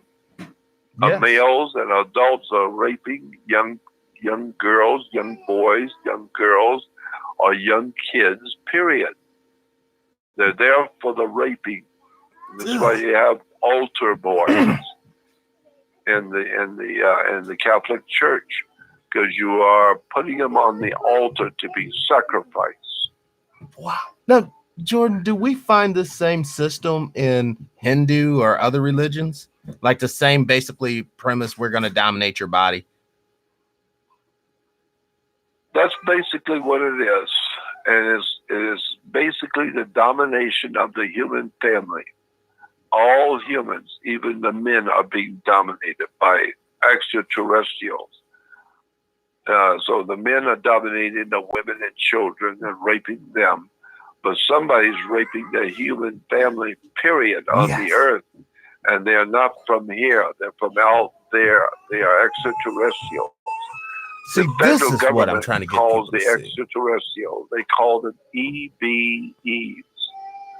EBE, which is extraterrestrial biological entities. Extraterrestrial biological entities, or EBEs. We call them aliens from another world. We call them aliens from out there. Why? Because that's what they are. They're alien to our planet. Now, are they racist or like hateful? Like Sister Raynetta Jones came on the show, and she was explaining to us, like, you'll have some of these most hateful people who feel that they're, genetically superior, but they're truly trying to be superior to their, I guess, creator, and for lack of better words, but this is used to Palladians. Right. The Palladians soups up the Aryans to think that there's something special. But then when it really comes right down to it, the Palladian, a full-blooded Palladian, will never accept a half-human Palladian as their equal. Never have and never will. So is that kind of the origin for human racism? This thought that we can transcend our collective family because we're spliced with something outside the family?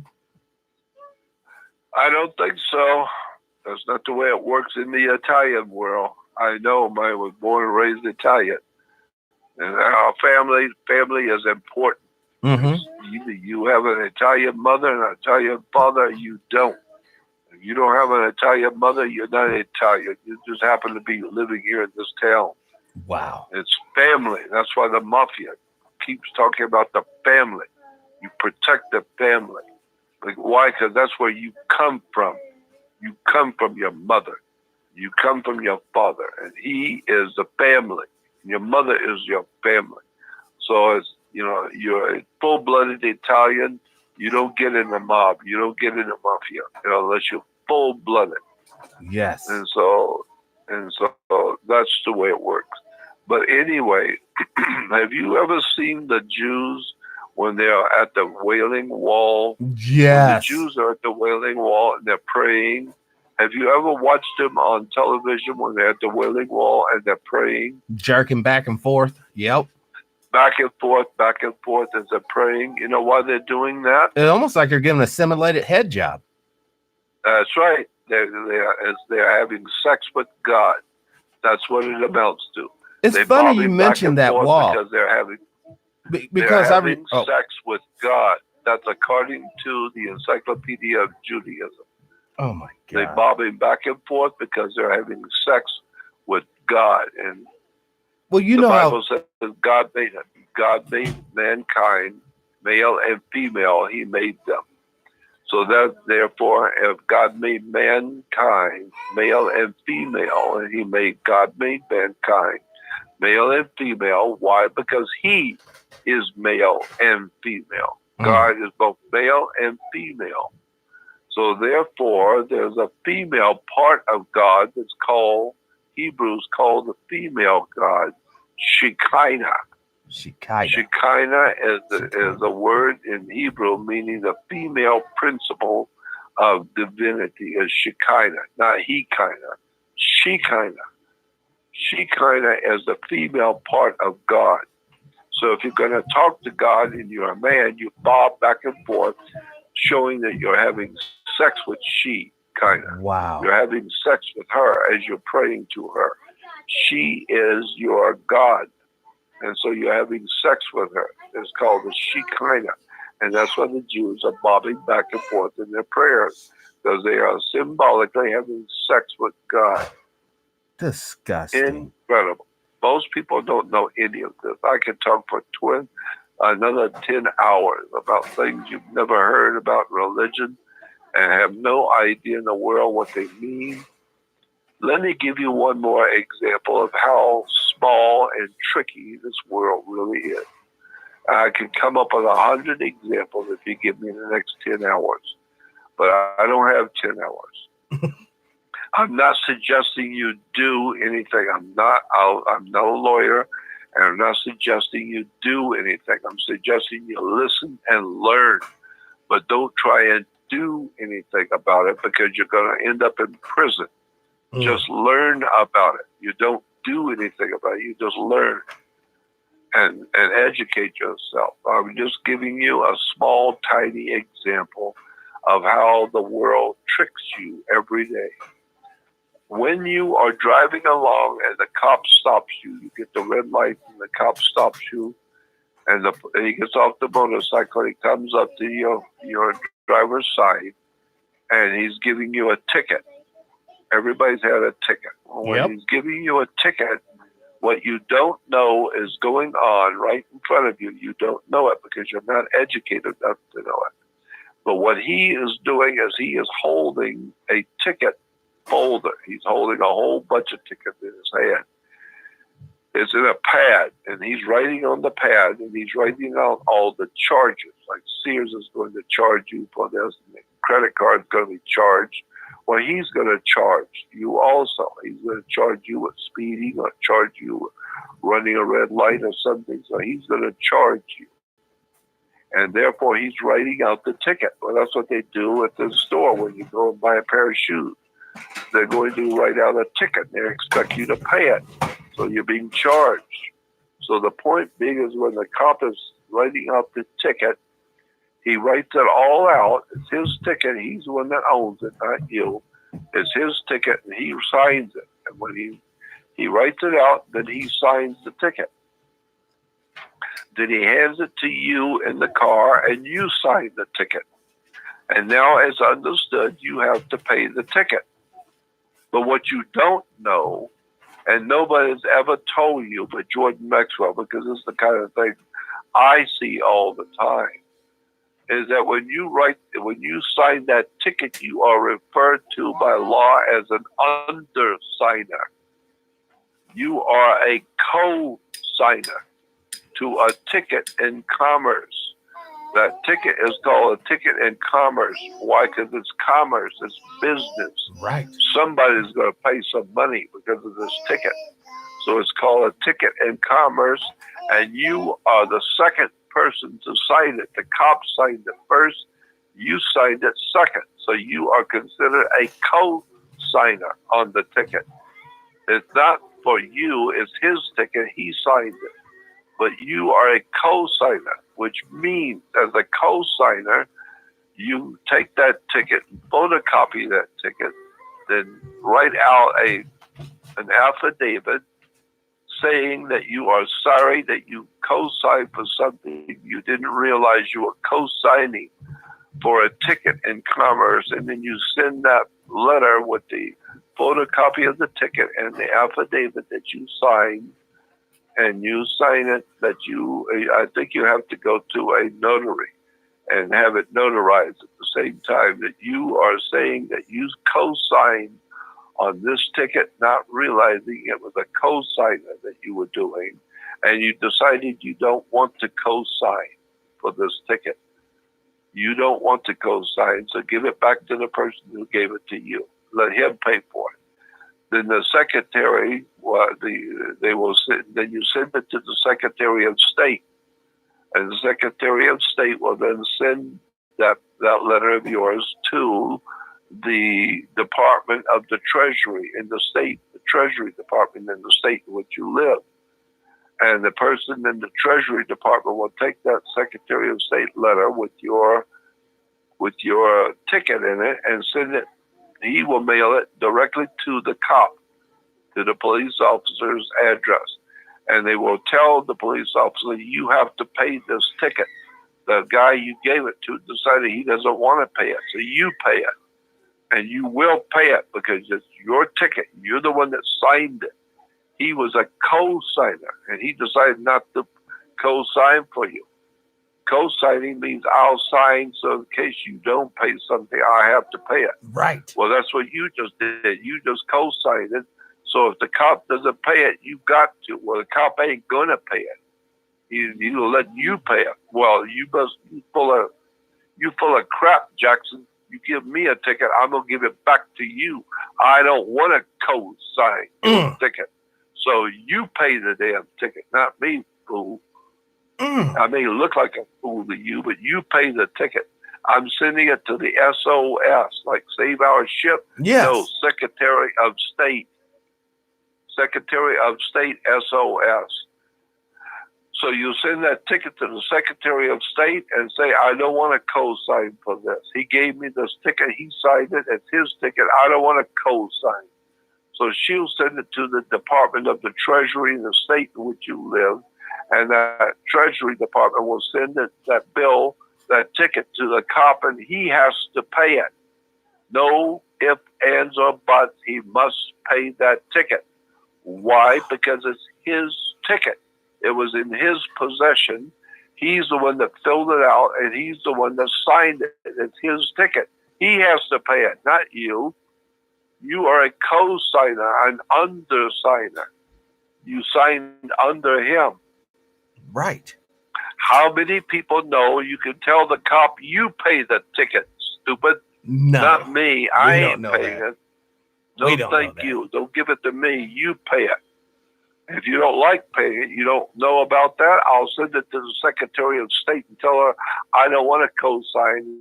She'll send it to the Treasury Department of the state, and the State Department in the state that you live in will send you the bill, and you are expected to pay the bill yourself. What? So how you like that, cop? The next time you want to write a ticket, you better think about it, son, before you go write the ticket. Because whatever it is you're writing, you're going to pay it. You might as well understand that up front. You're going to pay the ticket, Jack, because you're the one that owned it. You're the one that signed it. I was a co-signer, and I don't want to co-sign it. That's just one small, tiny example of how government rips you off and laughs at you and mocks you. You're not supposed to know any of that. Cops never tell you that. The judge never tells you that. Nobody tells you that except Jordan Maxwell, because I'm tired of the bullshit. Yes. So I'm tired of all those lies and deception. Mad as hell. I'm not going to take it no more. We've been told for years that are not true. None of it's true. The government doesn't represent you. No, cops don't represent you. Have you ever seen the cowboy movie, the old John Wayne cowboy movies? Oh, yeah, when I was a kid. Okay. Where was the police department in those cowboy movies? It was on your hip. It was called a 6-shooter. It was like on your hip. It was the gun. That was the police out then. I mean, when you're back there in the backcountry, there was no cops back there. You had that 6-shooter, that gun. There was no police. There was no police. Where does the police car come from? Where does the police department come from? There's a whole story of where the police come from. Today we have in our government, we have the politicians called congressmen and senators. They are referred to lawfully on the news. They were referred to as policymakers. They're the policymakers for America. They're the lawyers. They are all lawyers. They're policymakers. Well, in other words, they are policies. And you call up City Hall and ask your City Hall in the place where you live, what kind of government am I living under? And they will tell you the name of your government that you're living under today in America is called policy maker. Policy. Public policy. That's what it is. Public policy. That's the kind of government you live under today in America is called public policy. Call any lawyer or any cop and ask him, what is the word public policy?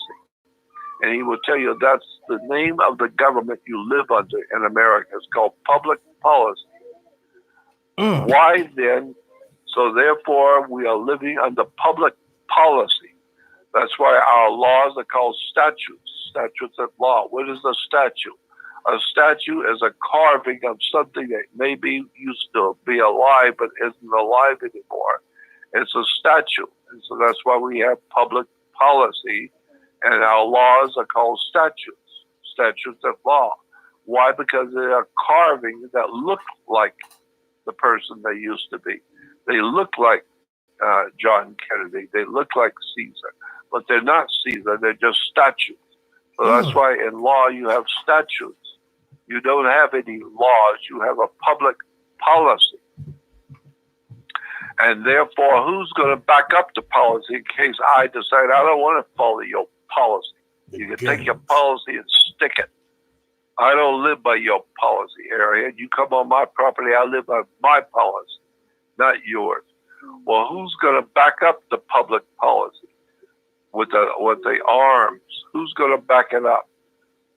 Well, obviously, you're going to have politicians have made up the policy, and it's backed up by the police. Back up the policy. So therefore, the police are backing up the policy of the politicians. So therefore, politicians make the policy, and you will abide by those policies, or the police will throw you into jail because your body is a battery. They're going to put you in a cell. Yes. You need to understand the way the world actually works. And I am probably the only person out here on the air that's ever going to tell you the truth. And most people are so profoundly ignorant, they don't care about the truth until they get in trouble. Right. And when they get in trouble, then they're going to prison, and they're going to go to court over something that they could go to prison for 20 years in prison. They're looking at. Now they say, call Jordan Maxwell. Ask him what to do. call Jordan Maxwell. You didn't call Jordan Maxwell for the last 30 years. Why the hell are you calling him now? You didn't care about him before. Why care about it now? Well, because he's the only one that knows what's going on and can help me. Yeah, but he's the only one that ain't going to talk to you. Because I've been around for some 50, 60 years doing what I do, and ain't nobody ever cared to do anything for me. Nobody ever cared to do anything for me in 60 years, and now all of a sudden the world is now all screwed up, and now it's really scary out there. You can't do anything. You can't say anything. You go to jail. Mm-hmm. And now I'm the only one out there talking by myself for 60 years trying to explain to the people in my country and around the world nothing is working the way you think it does. You better go back and educate yourself on how this world really works. Wow. Your religion is nothing more than homosexuality. The lover, you love your fellow man. That's what the gays do. And so when you start to learn how religion works and what the words in the Bible really mean and what does the word church mean, people don't mind telling you, oh, yeah, we go to church. You go to church? Yeah. You know what the word church means? I think it comes from Scotland, didn't it? It means a money endeavor, a way to make money. That's right. That's why the different churches are in denominations. Oh, my Lord. Oh, my God. Yeah, it's 5 and 10 and 20s and 50s and into denominations. Oh, my God. Because it's a way to make money. To control you, and so if we're going to control you, I might as well make a few bucks off of you. So damn stupid. Might as well make a few bucks off you too. So go sit your ass in the church. It's like a movie. Go pay and go in the movie and sit down and watch the show and smell the candles and see all the holiness and all the pretty windows and the candles and all that's all very pretty and holy. It makes you feel good, makes you feel holy. So put some money in the pot and shut up. And always you with go that there shut every up. Sunday, and you're going to a different denomination. Wow. And so the bottom line is, after going to church for some 50 years, every week you go to church. After 50 years of going to church, I ask you a question that you can't answer, that you don't know anything about the church. You don't know where the word church comes from. And I would ask you, my first question I ask Christians is, who owns the sun? That thing that comes up every morning, it wakes you up, that big bright light in the sky. Yes. We call it the sun. Well, who owns that sun? Yes. Well, obviously nobody in Africa owns the sun, but they get a hell of a lot of it, but they don't own it. The Germans don't own the sun, and I know Americans don't own the sun. I mean, lots of people think they own this and they own that, but nobody on the earth can say they own the sun. So theoretically, I suppose, if you ask that question, who owns the sun?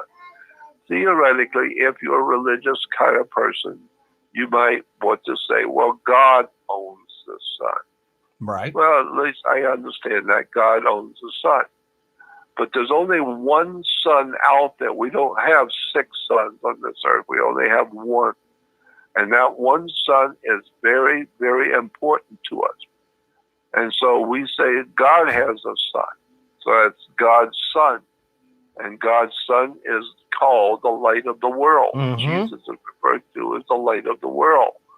Of course, the sun is the light of the world. What else lights our world every morning if it's not the sun? So God owns the sun, and God's son is where? He's up in heaven. You bet your ass he's up in heaven. And that's where he's going to stay, is up in heaven. You ain't going to heaven when you die. You ain't going to heaven with God's son. No, you're going into the ground, into a hole in the ground. You're not going to heaven with God's son, because God's son is S-U-N, not S-O-N. And so God's son, and there's only one son. So the God's son that comes up in the morning, he's the only begotten son of God. Only begotten one. He's the only Son we've got. So he's the only begotten. There's not those 6 of them. There's only one. And so God's only begotten Son is the light of this world. Of course, the Son is the light of this world. And when he comes up in the morning, he is risen. Yes. And therefore, he is your risen Savior. Of course, the Son is your risen Savior. If it don't come up, we're dead in about 3 weeks. Yep. If the sun doesn't come up, you're going to be getting real cold real quick. And the earth is going to freeze. You think the glaciers up in the North Pole are bad? Wait till you see what's going to happen in Alabama and Brazil. Wait till you see what's going to happen down at the equator when there's ice 4 miles thick. In 6 weeks, you're going to have ice on the earth. It's going to be covered with ice, and every living thing that was alive is dead. Therefore, the Son is your risen Savior. Of course, it's your risen Savior.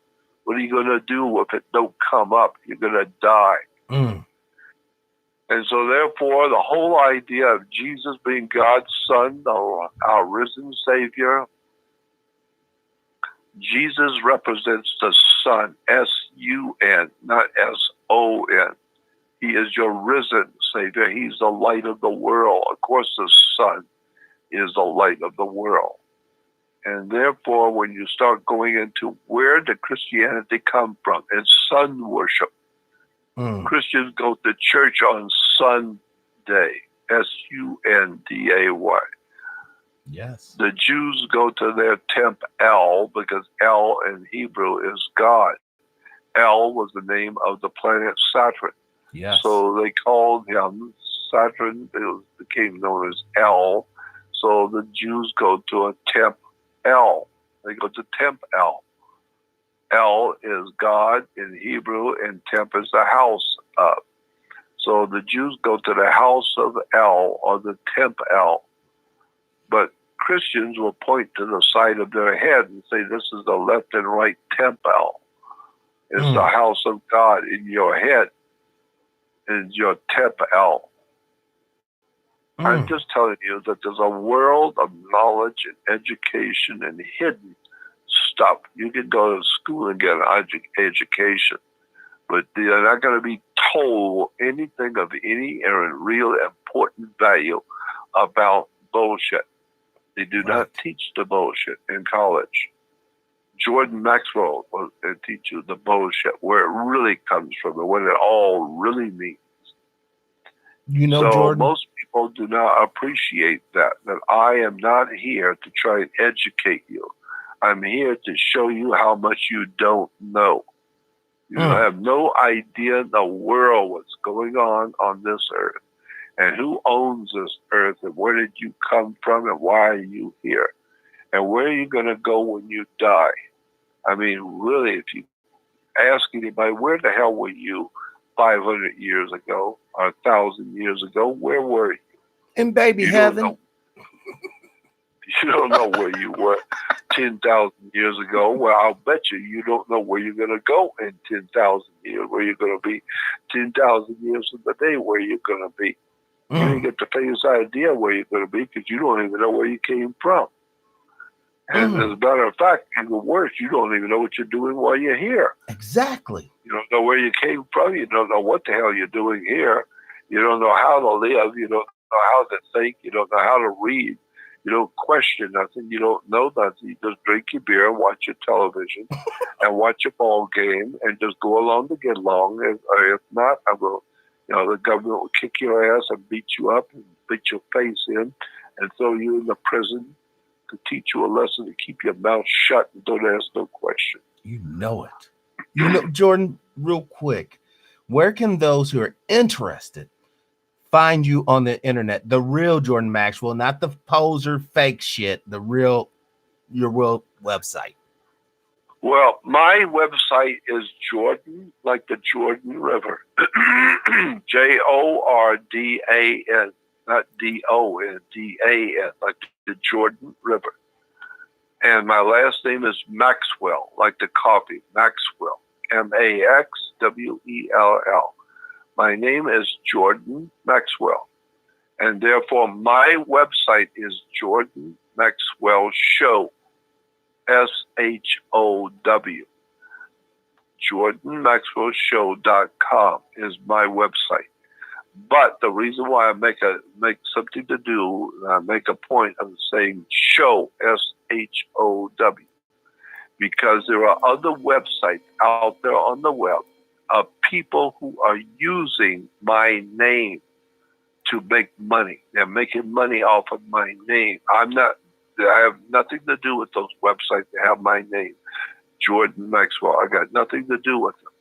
But the people who own those websites with my name on them are making a lot of money because people around the world know me and they want to follow more of my work. They want to contact me. They want to email me and buy books and buy tapes and whatever.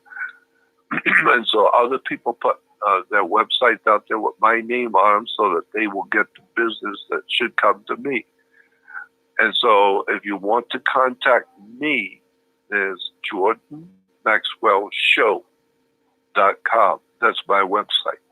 Anything less than the word show is not me. Jordan Maxwell Show is my website. You also have another website for the researchers as well, correct? That's right. You go on my website, JordanMaxwellShow.com, and you will see a little flyer, a little link that says join Jordan Maxwell Research website. I have a second website that you can join off of my original website, and it's called the Research website. And why? Because when you go to Jordan Maxwell Show, that's my original website, but I have a second website called Jordan Maxwell Research website, which is all of the documents and pictures and audio lectures and research papers and recommendations, all the stuff I recommend, all the people I recommend, all of the pictures and documents of all the lies you've been told, all the things you've never known. I'm trying to put it all out on a particular website by itself, a research website. So if you want to go through all of my stuff, all the pictures of lies and stuff you've never known before, and how the world really works and what's really going on and what you didn't know, then go to my original website, Jordan Maxwell Show, and then you will see advertised a little flyer that says Jordan Maxwell Research website. Click on that and join my research website. Yes. The reason why you have to go to my research website is because I have two websites. One is to promote me, and one is to promote and give to you all of the proof of the things I'm saying. I have the documents and proof from the encyclopedias and dictionaries that show you where the words came from, what they really mean, what the symbols in the churches really mean, what the symbols in the synagogue actually mean, where they come from, what the words in the law and courts actually mean, and all the lies and the deception that you've been privy to all your life. For the first time, going to my research society on my research website is going to open up the whole world of the truth to you. For the first time, you'll see where everything has actually come from. So I would suggest if you're interested in learning and educating yourself, I'm 80 years old. I may not be here much longer. But for the past 60 years, I have done nothing but read and study all the laws and lies and tricks, and religion, and government, commerce, and business. It's just an incredible amount of information that most people have never heard and never will hear, because the world that you live in is not about to tell you nothing. No, they want to keep you stupid and ignorant, ill-informed. You don't need to know what the lawyers know. You don't need to know what the federal judge knows. He makes a lot of money. He makes a lot of money because of what he knows that he hasn't told you yet. So when you come into court, he's looking at you like a fool. Here's another fool. He's going to get ripped off like all the other fools. I'm going to take him for a ride, and this chump is going to give me some money. And if he don't give me any money, and he gives me some mouth, his ass is going to prison, going to jail. Because I'm the boss here. You understand what the boss means? I'm the boss, and you do what the hell I tell you. And you say, well, the law says this, and the judge will tell you, there ain't no law, and there is no justice in this courtroom. It's just us. It's just me. I am the law. I'll tell you what the law is. I'll decide what the law is, not you. I don't give a damn what your silly ass law books say. I'm the law. Judge Dredd, I am the law. It's incredible how much people don't know. So if you want to educate yourself, most people don't. It's all right. You don't have to. You just drink your beer, watch your ball games, and have fun. But one day when your ass gets in trouble and you're going to wake up and find out you're in serious trouble and you know it's bullshit, and you're going to want to talk to Jordan Maxwell, find out what's going on here, what's the real story, how to protect myself, what's really going on. Just remember, Jordan Maxwell may not be here. He may be dead by the time you get around to it. But just remember, you could have, if you have wanted to, you could have been educating yourself now. And so many people write me and say, Jordan, where do I start? I'd like to be like you and know what you know, but where do I start? My God, I don't even know where to begin. This is so much. I say, why don't you start with me? Have you ever thought about doing that? Why don't you join my research society and sit there and read it, look and listen to everything on my research website? Why don't you start with me? I've already done all the work. You don't have to go looking for nothing. I've done it all for 60 years. I'm putting it all on my research website so that you can find out the world you live in and how it works, and what the words mean and what not to do. And when you do it, here's how to do it right. And so you need to go on my website to Jordan Maxwell's show and join my research website, because that's where all the real heavy-duty stuff is. And I want to thank you for having me on the show, and we can do it another time too. Yes. You know, I'm just sitting here, my brain's racing. I'm always racing, thinking of new and crazy things, but I would like to actually do a combo show. I would love to have you and John Lear on at the same time. I love John Lear. John Lear is one of my favorite people in the world. I just love John Lear because the guy is so incredibly well informed and intelligent, bright, smart, clever. Yes. He is just sensational. I love John Lear. I love to listen to him. I learn from him. I think that'd be a kick in the pants. I'd be on with John Lear. Well, then I'll work on it. We'll do a I'll call you sometime. I'll get John on the phone and we'll just do a 3-way and we'll just, run the ideal by. And if it's a go, we'll just take it from there. Sounds good. Sounds good. Always call me in this time in the afternoon. Yes. Or early evening, because I'm 80 years old. I don't even get out of bed till 2 o'clock. I'm too old and I'm too tired. I've been doing what I do for 60 years and not getting any thank you for it, nothing. So I've been giving myself to the world for 60 years, and I'm tired, and I don't have the energy. And so I don't get up till late in the afternoon. But I'm up in the afternoon, and when I get up, I come out to my office, and I'm going back on radio and do what I do all over again. I talk to people on radio every day. Wow. So if I you want want to say call thank me, you, though. Email me. It might be better if you email me before and tell me you're going to call, so I'll make sure I'll be here. Okay. Yeah, I can do that.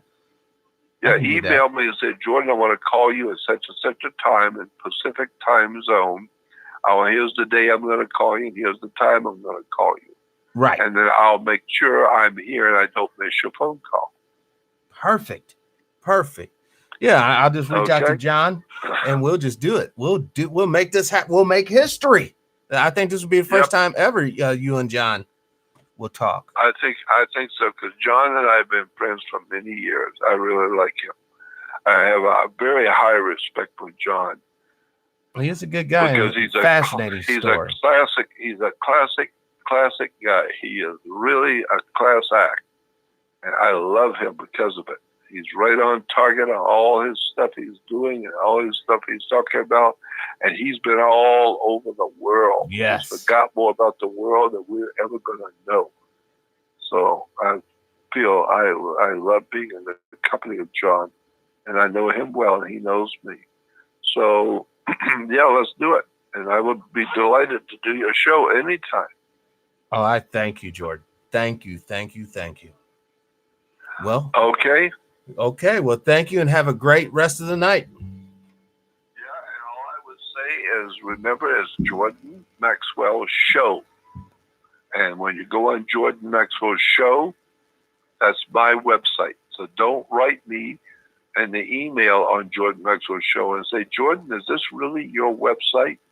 I've heard that there are other websites. Is this really your website? Because you're hearing me. You're hearing the man himself. Mm-hmm. Jordan Maxwell is telling you, my website is Jordan Maxwell Show. And go on to my Jordan Maxwell Show, and you'll see a huge website, but you'll also see a way to join my research website, Jordan Maxwell Research. Join it. And let me tell you why you have to join it, because I have many lawyer friends who tell me things I should and should not do. And I am told that I should not put the kind of information that I have on my research society, my research website.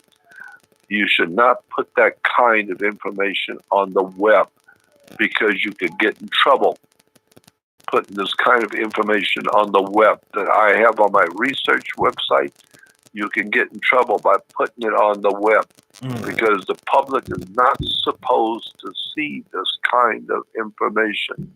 They're not supposed to know the stuff I'm telling you about on my research website. And so I'm told that my lawyers have said, if you go to dinner with about 10 of your friends, you get a whole bunch of friends together, and you're going out to a restaurant to go to dinner. And you go out and you get a whole table on your own by yourself with the 10 of your friends, and you got your own big table for your friends. Whatever you talk about at that table is private. Government has nothing to say about it at all. You can sit there and call people any name you want, use any kind of foul language you want, call people anything you please. As long as the people sitting at the table with you don't mind, you can use any language you like, because it's private. Right. But it's private, so therefore the government has nothing to say about what you talked about last night in the restaurant. They don't even know what you talked about. It's none of their damn business.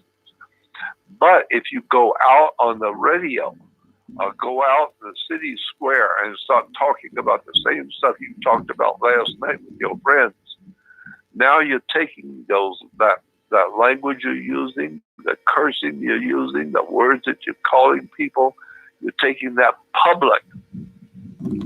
And government is empowered to protect the public. That's why we have government. Government is supposed to protect you. Well, they don't do shit but rip you off and lie to you.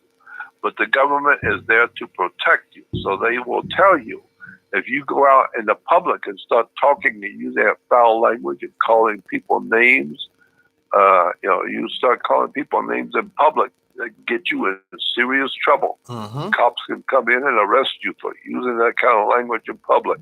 Why? Because they're there to protect the public.